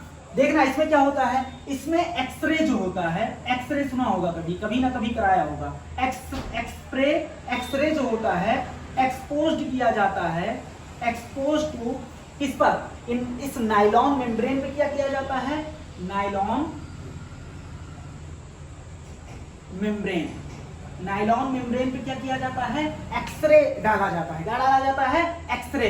अब एक्सरे डाला गया तो जो रेडियो एक्टिव एलिमेंट होगा वहां क्या हो जाएगा, डार्क बैंड बन जाएगा। रेडियो एक्टिव एलिमेंट मतलब यहां हमने किसमें रेडियो एक्टिव यूज किया है, ये है तुम्हारा काला वाला क्या है BNTR, और ये नीला वाला क्या है प्रोब्स। अब हमने डाला इस पर एक्सरे, क्या डाला, एक्सरे। तो जहां जहां प्रोब्स होगा वहां हमें डार्क बैंड दिख जाएगा, और जहां जहां डार्क बैंड दिखेगा हम कह देंगे लो भैया उसका कॉम्प्लीमेंट्री डार्क बैंड दिखा नहीं, कि हम कह देंगे प्रोब्स वहीं चिपका होगा जहां BNTR होगा। तो वो डार्क बैंड में क्या होगा, एक तो प्रोब्स होगा, दूसरा क्या होगा BNTR होगा। तो नायलॉन मेम्ब्रेन पे हमने क्या एक्सपोज किया, क्या डाला, एक्सरे। तो क्या होगा, जहां प्रोब्स होगा वहां कौन सा बैंड दिखेगा, डार्क बैंड, हाँ, क्या दिखेगा, डार्क बैंड। अब देखना डार्क बैंड दिखा तो अब हम क्या कर लेंगे, ये हमारे पास देखना, इधर सैंपल हमारे पास इधर देखना आ गया, हाँ, इधर हमने सब कुछ करने के बाद हमारे पास ये सैंपल निकल के आया, हाँ, ये डबल स्ट्रैंडेड DNA है, हम ऐसे डार्क बैंड दिखा दे रहे हैं, हाँ, ये हमें डार्क बैंड मिला, हाँ। वहां दो BNTR लिए ना, ढेर सारा ले लो, हाँ, ऐसे 60 BNTR पे स्टडी करेंगे, कितने 60 BNTR, लेकिन हमने थोड़े ही ले लिए। मान लो ये सब के सब क्या है BNTR। ये हमारा फाइनल सैंपल हमारे पास इकट्ठा हो गया। कौन है ये, हाँ, हमारे सेल का DNA का भैया देखो सैंपल आ गया। अब ये है भैया हम, अब लिख दिए भाई, हाँ, श्योर। अब हमने क्या किया, हमारे ऊपर इल्जाम लगा था कि एक लोग का हमने मर्डर कर दिया है, हाँ। अब क्या होगा, कुछ नहीं होगा। अब और एक बंदे पर और शक था, हाँ, एक बंदे पर और शक था। मान लो ये B बंदा था, इस पर भी शक था, और एक बंदा और था, मतलब 3 बंदे पर शक था, हाँ। एक हमारे ऊपर शक था, हाँ, मर्डर हमने क्या कर दिया, मर्डर वाला ही पढ़ा रहे हैं और कुछ नहीं, हाँ, गंदा बात, हाँ। तो अब्दुल ABC ले लो, हाँ। तो क्या हुआ, अब इनका भी सैंपल इसी टेक्निक द्वारा क्या करेंगे, आइसोलेशन ऑफ DNA करेंगे, डाइजेशन करेंगे, उसके बाद जेल इलेक्ट्रोफोरेसिस करेंगे, उसके बाद सिंगल स्ट्रैंडेड DNA को डबल स्ट्रैंडेड DNA को सिंगल स्ट्रैंडेड DNA में कन्वर्ट करेंगे। क्यों कन्वर्ट करेंगे, देखना।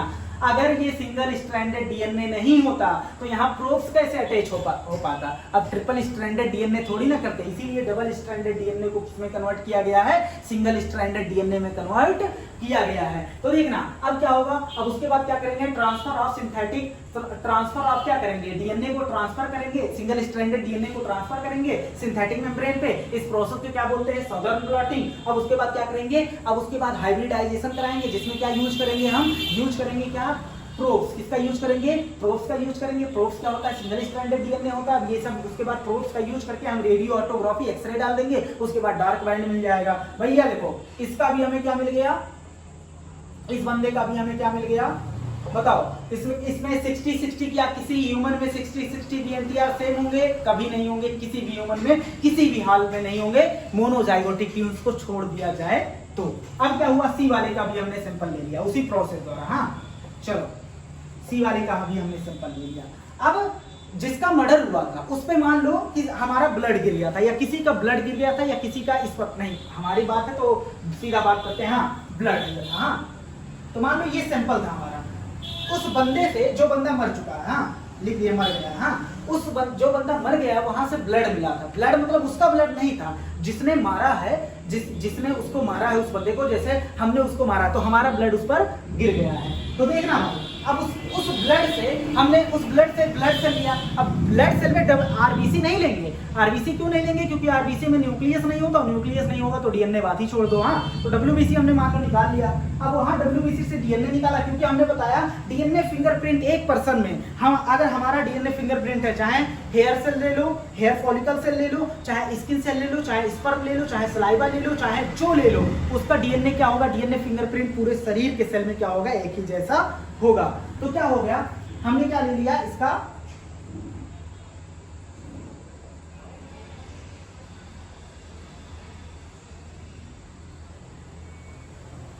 समझ गया कि नहीं। चलो अब हम क्या करेंगे, ये हमारा सैंपल है, जो मरा हुआ बंदा वहां से हमें सैंपल मिला। अब इस सैंपल को हम क्या कर लेंगे, मैच कर लेंगे। भैया देखो अब्दुल बी सी तीनों के साथ मैच करेंगे, 60 के 60 बीएनटीआर लोकस हमने देखा।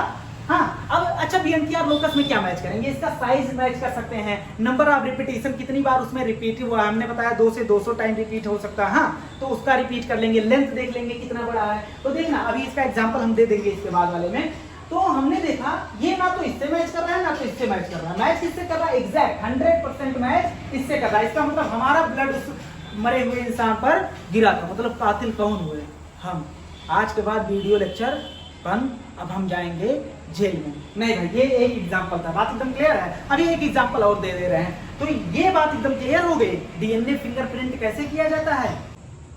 अब इस एग्जांपल को देख लेते हैं जो एनसीईआरटी में दिया है। तो देखना अगर हम बात करते हैं, देखना पहले दिया है डीएनए फ्रॉम क्राइम सीन, जहां पर क्राइम हुआ है, जैसे मान लो हम मर गए, अब हमें जिसने मारा उसका ब्लड हमारे ऊपर गिर गया, तो वहां से हमने क्या लिया, ब्लड सेल निकाला और उसके उस ब्लड सेल से क्या निकाल लिया, डीएनए। तो देखना डीएनए फ्रॉम क्राइम सीन से क्या लिया गया, डीएनए। और हमें शक था 2 लोगों पर कि ए ने मारा है या बी ने मारा है, तो डीएनए उसका निकालेंगे, ए का डीएनए लेंगे और बी का डीएनए लेंगे। बात एकदम क्लियर है। अब देखना chromosome number 7, chromosome number 2, chromosome number 16 यहाँ लिया गया। तुम कुछ भी ले सकते हो स्टडी करने के लिए, ऐसा जरूरी नहीं कि क्रोमोसोम नंबर 7 लिया जाता है या क्रोमोसोम नंबर 2 लिया जाता है या क्रोमोसोम नंबर 16 लिया जाता है। तो देखना अब इसमें और देख लेते हैं, इसका सैंपल हम लेंगे। हाँ क्या करेंगे, डीएनए आइसोलेशन ऑफ डीएनए, उसके बाद क्या करेंगे, डाइजेशन करेंगे, डाइजेशन के बाद क्या करेंगे, जब फ्रैगमेंट में टूट जाएगा तो जेल इलेक्ट्रोफोरेसिस करेंगे, और जेल इलेक्ट्रोफोरेसिस के बाद क्या करेंगे, डीनेचुरेशन, डबल स्ट्रैंडेड डीएनए को सिंगल स्ट्रैंडेड में कन्वर्ट करेंगे। उसके बाद वो उसका ट्रांसफर करेंगे कहाँ, नाइट्रोसेलुलोजिक पेपर पे या नाइलॉन मेम्ब्रेन पे। इस प्रोसेस को क्या कहते हैं, सदर्न ब्लॉटिंग कहते हैं। अब देखना उसके बाद क्या करते हैं, हाइब्रिडाइजेशन करते हैं, उसमें किसका यूज करते हैं, प्रोब का यूज करते हैं, और प्रोब का यूज करते हैं, प्रोब बीएनटीआर से चिपक जाता है। उसके बाद क्या करते हैं, एक्सरे एक्सपोज कर देते, एक्सरे डाल देते, उसके बाद हमें क्या पता चल जाता है, बीएनटीआर पता चल जाता है कि कहां कहां बीएनटीआर है। तो इतना प्रोसेस करने के बाद हमें यहां पता चला, यहां हमने सैंपल निकाला, क्या ये भी सैंपल है, ये भी सैंपल है, ये भी, ये क्या है, जहां से हमने डीएनए, मान लो हमारे एनसीईआरटी में दिया सी, तो जहां डीएनए फ्रॉम क्राइम सीन जहां हुआ वहां से जो डीएनए मिला उसका सैंपल हमने लिया और इन दोनों का सैंपल लिया। ए का सैंपल ये है, बी का सैंपल ये है। उतनी जितनी प्रोसेस हमने बताया उतनी प्रोसेस करने के बाद ये हमें सैंपल मिला। अब देख लेते हैं इसमें नंबर ऑफ शॉर्ट रिपीट, देखना number of short tandem repeat. हमने कहा था बीएनटीआर से भी डीएनए फिंगरप्रिंटिंग कर सकते हैं, शॉर्ट टेंडम रिपीट, लेकिन एलेक्स जेफरे ने किससे किया था? बीएनटीआर का यूज किया था। हाँ, अब देखना अगर हम बात करते हैं तो इसमें कितना है? 1 2 3 4 5 6 7 8 9 10 11। इसमें कितने टेंडम रिपीट हैं? 11। कितने हैं tandem repeat, short tandem repeat? 11। और उसके बाद इसमें देख लेते हैं, एक पिता से आएगा एक माता से आएगा। अरे भाई हम डिप्लॉयड ऑर्गेनिज्म होते हैं ना, डिप्लॉयड मतलब एन। हाँ, तो ये हैप्लॉयड सेट ऑफ क्रोमोसोम है, ये हैप्लॉयड सेट ऑफ क्रोमोसोम है। एक मम्मी से आता है, एक कहां से आता है? पापा से आता है। तो एक मैटरनल है और एक क्या है? पैटर्नल है, मतलब पिता से आया है। अब देखना इसमें देख लेते हैं 1 2 3 4 5 6 7 8 9। इसमें कितने रिपीट हैं? 9 रिपीट है। हाँ, अब ऐसे हम पूरा देख लेंगे, इसमें कितने रिपीट है, इसमें कितने रिपीट है, इसमें कितने रिपीट है, इसमें कितने रिपीट है। अब देखना ये जो सैंपल लेते हैं, ये जो 1 2 3 4 5 6 7 8 दिया है ना, ये है कितनी बार रिपीट हुआ। हाँ, नंबर ऑफ एसटीआर। अगर 1 रिपीट है तो इसके सामने ऐसे आ जाएगा, अगर 2 रिपीट है तो इसके सामने आ जाएगा, 5 रिपीट है तो इसके सामने आ जाएगा। अब देखना यहाँ कितना रिपीट है? 11। तो किसके? ये देखो 11 के सामने आ गया। यहाँ कितना रिपीट है? 9। तो ये 9 के सामने आ गया। यहाँ गिनोगे तो कितना आएगा? 8। इसके बाद कितना? 7। तो ये यहाँ आ गया। उसके बाद कितना? 1 2 3 4 5 5 पे आ गया। उसके बाद 2, तो 2 पे आ गया। बात एकदम क्लियर है, ये 2 पे। हाँ, अब देखना, अब हमारा ये सैंपल तैयार है। किसका? डीएनए जो क्राइम सीन से मिला है वो हमारा सैंपल तैयार है। अब दूसरा सैंपल हमने ऐसे किया, दूसरा सैंपल भी हमें मिला, ए का सैंपल मिला, ये देखना ऐसे हम कर लेंगे। ए का सैंपल मिल गया, उसके बाद ए का सैंपल मिला, देखना 1 2 3। हाँ, तो ये कहाँ आएगा? इधर 3 पर आएगा। हाँ, फिर 1 2 3 4, ये 3 पर आ गया, ये किस पर आ गया? 4 पर आ गया। बात एकदम क्लियर है। अब फिर ऐसे ऐसे मैच कर लेंगे तो कुल मिला जुला के हमारा सैंपल ये तैयार है। किसका? ए का सैंपल हमारा ये तैयार है। और उसके बाद बी का सैंपल ले लेंगे। तो देखना बी का जब हमने सैंपल लिया तो एकदम ऐसे आया, देखना ऐसे आएगा, वहां से तुम गिन सकते हो। अब देखना, अब तुम मैच करो। हाँ, किससे मैच करेंगे? जो हमारा डीएनए मिला है क्राइम सीन से, जहां क्राइम सीन हुआ वहां से जो डीएनए मिला है ए बी को मैच करेंगे। तो तुम बताओ क्रिमिनल कौन है, ए है कि बी है? क्या लग रहा है? देखो एकदम एग्जैक्ट सेम है। ये देखो, ये सेम, ये सेम, उसके बाद ये सेम, ये सेम। बात एकदम क्लियर है। मतलब 100% क्या है? एसटीआर दोनों में सेम है। मतलब इसी बंदे ने इसका कत्ल किया, मतलब जहां इसी बंदे ने क्या किया है, यहाँ पर कत्ल उस बंदे का किया है जहां से ये डीएनए निकाला गया है। बात एकदम क्लियर है। बी क्या है भाई? निर्दोष। ए क्या है? निर्दोष है। और बी ने क्या किया है? कत्ल किया है। अब देखना, अच्छा यहाँ देखो ये दोनों तो सेम है। हाँ, ये दोनों सेम है। इसका मतलब एसटीआर या बीएनटीआर कुछ सेम हो सकता है, लेकिन एकदम 100% सेम नहीं हो सकता। अब तो ये हो गया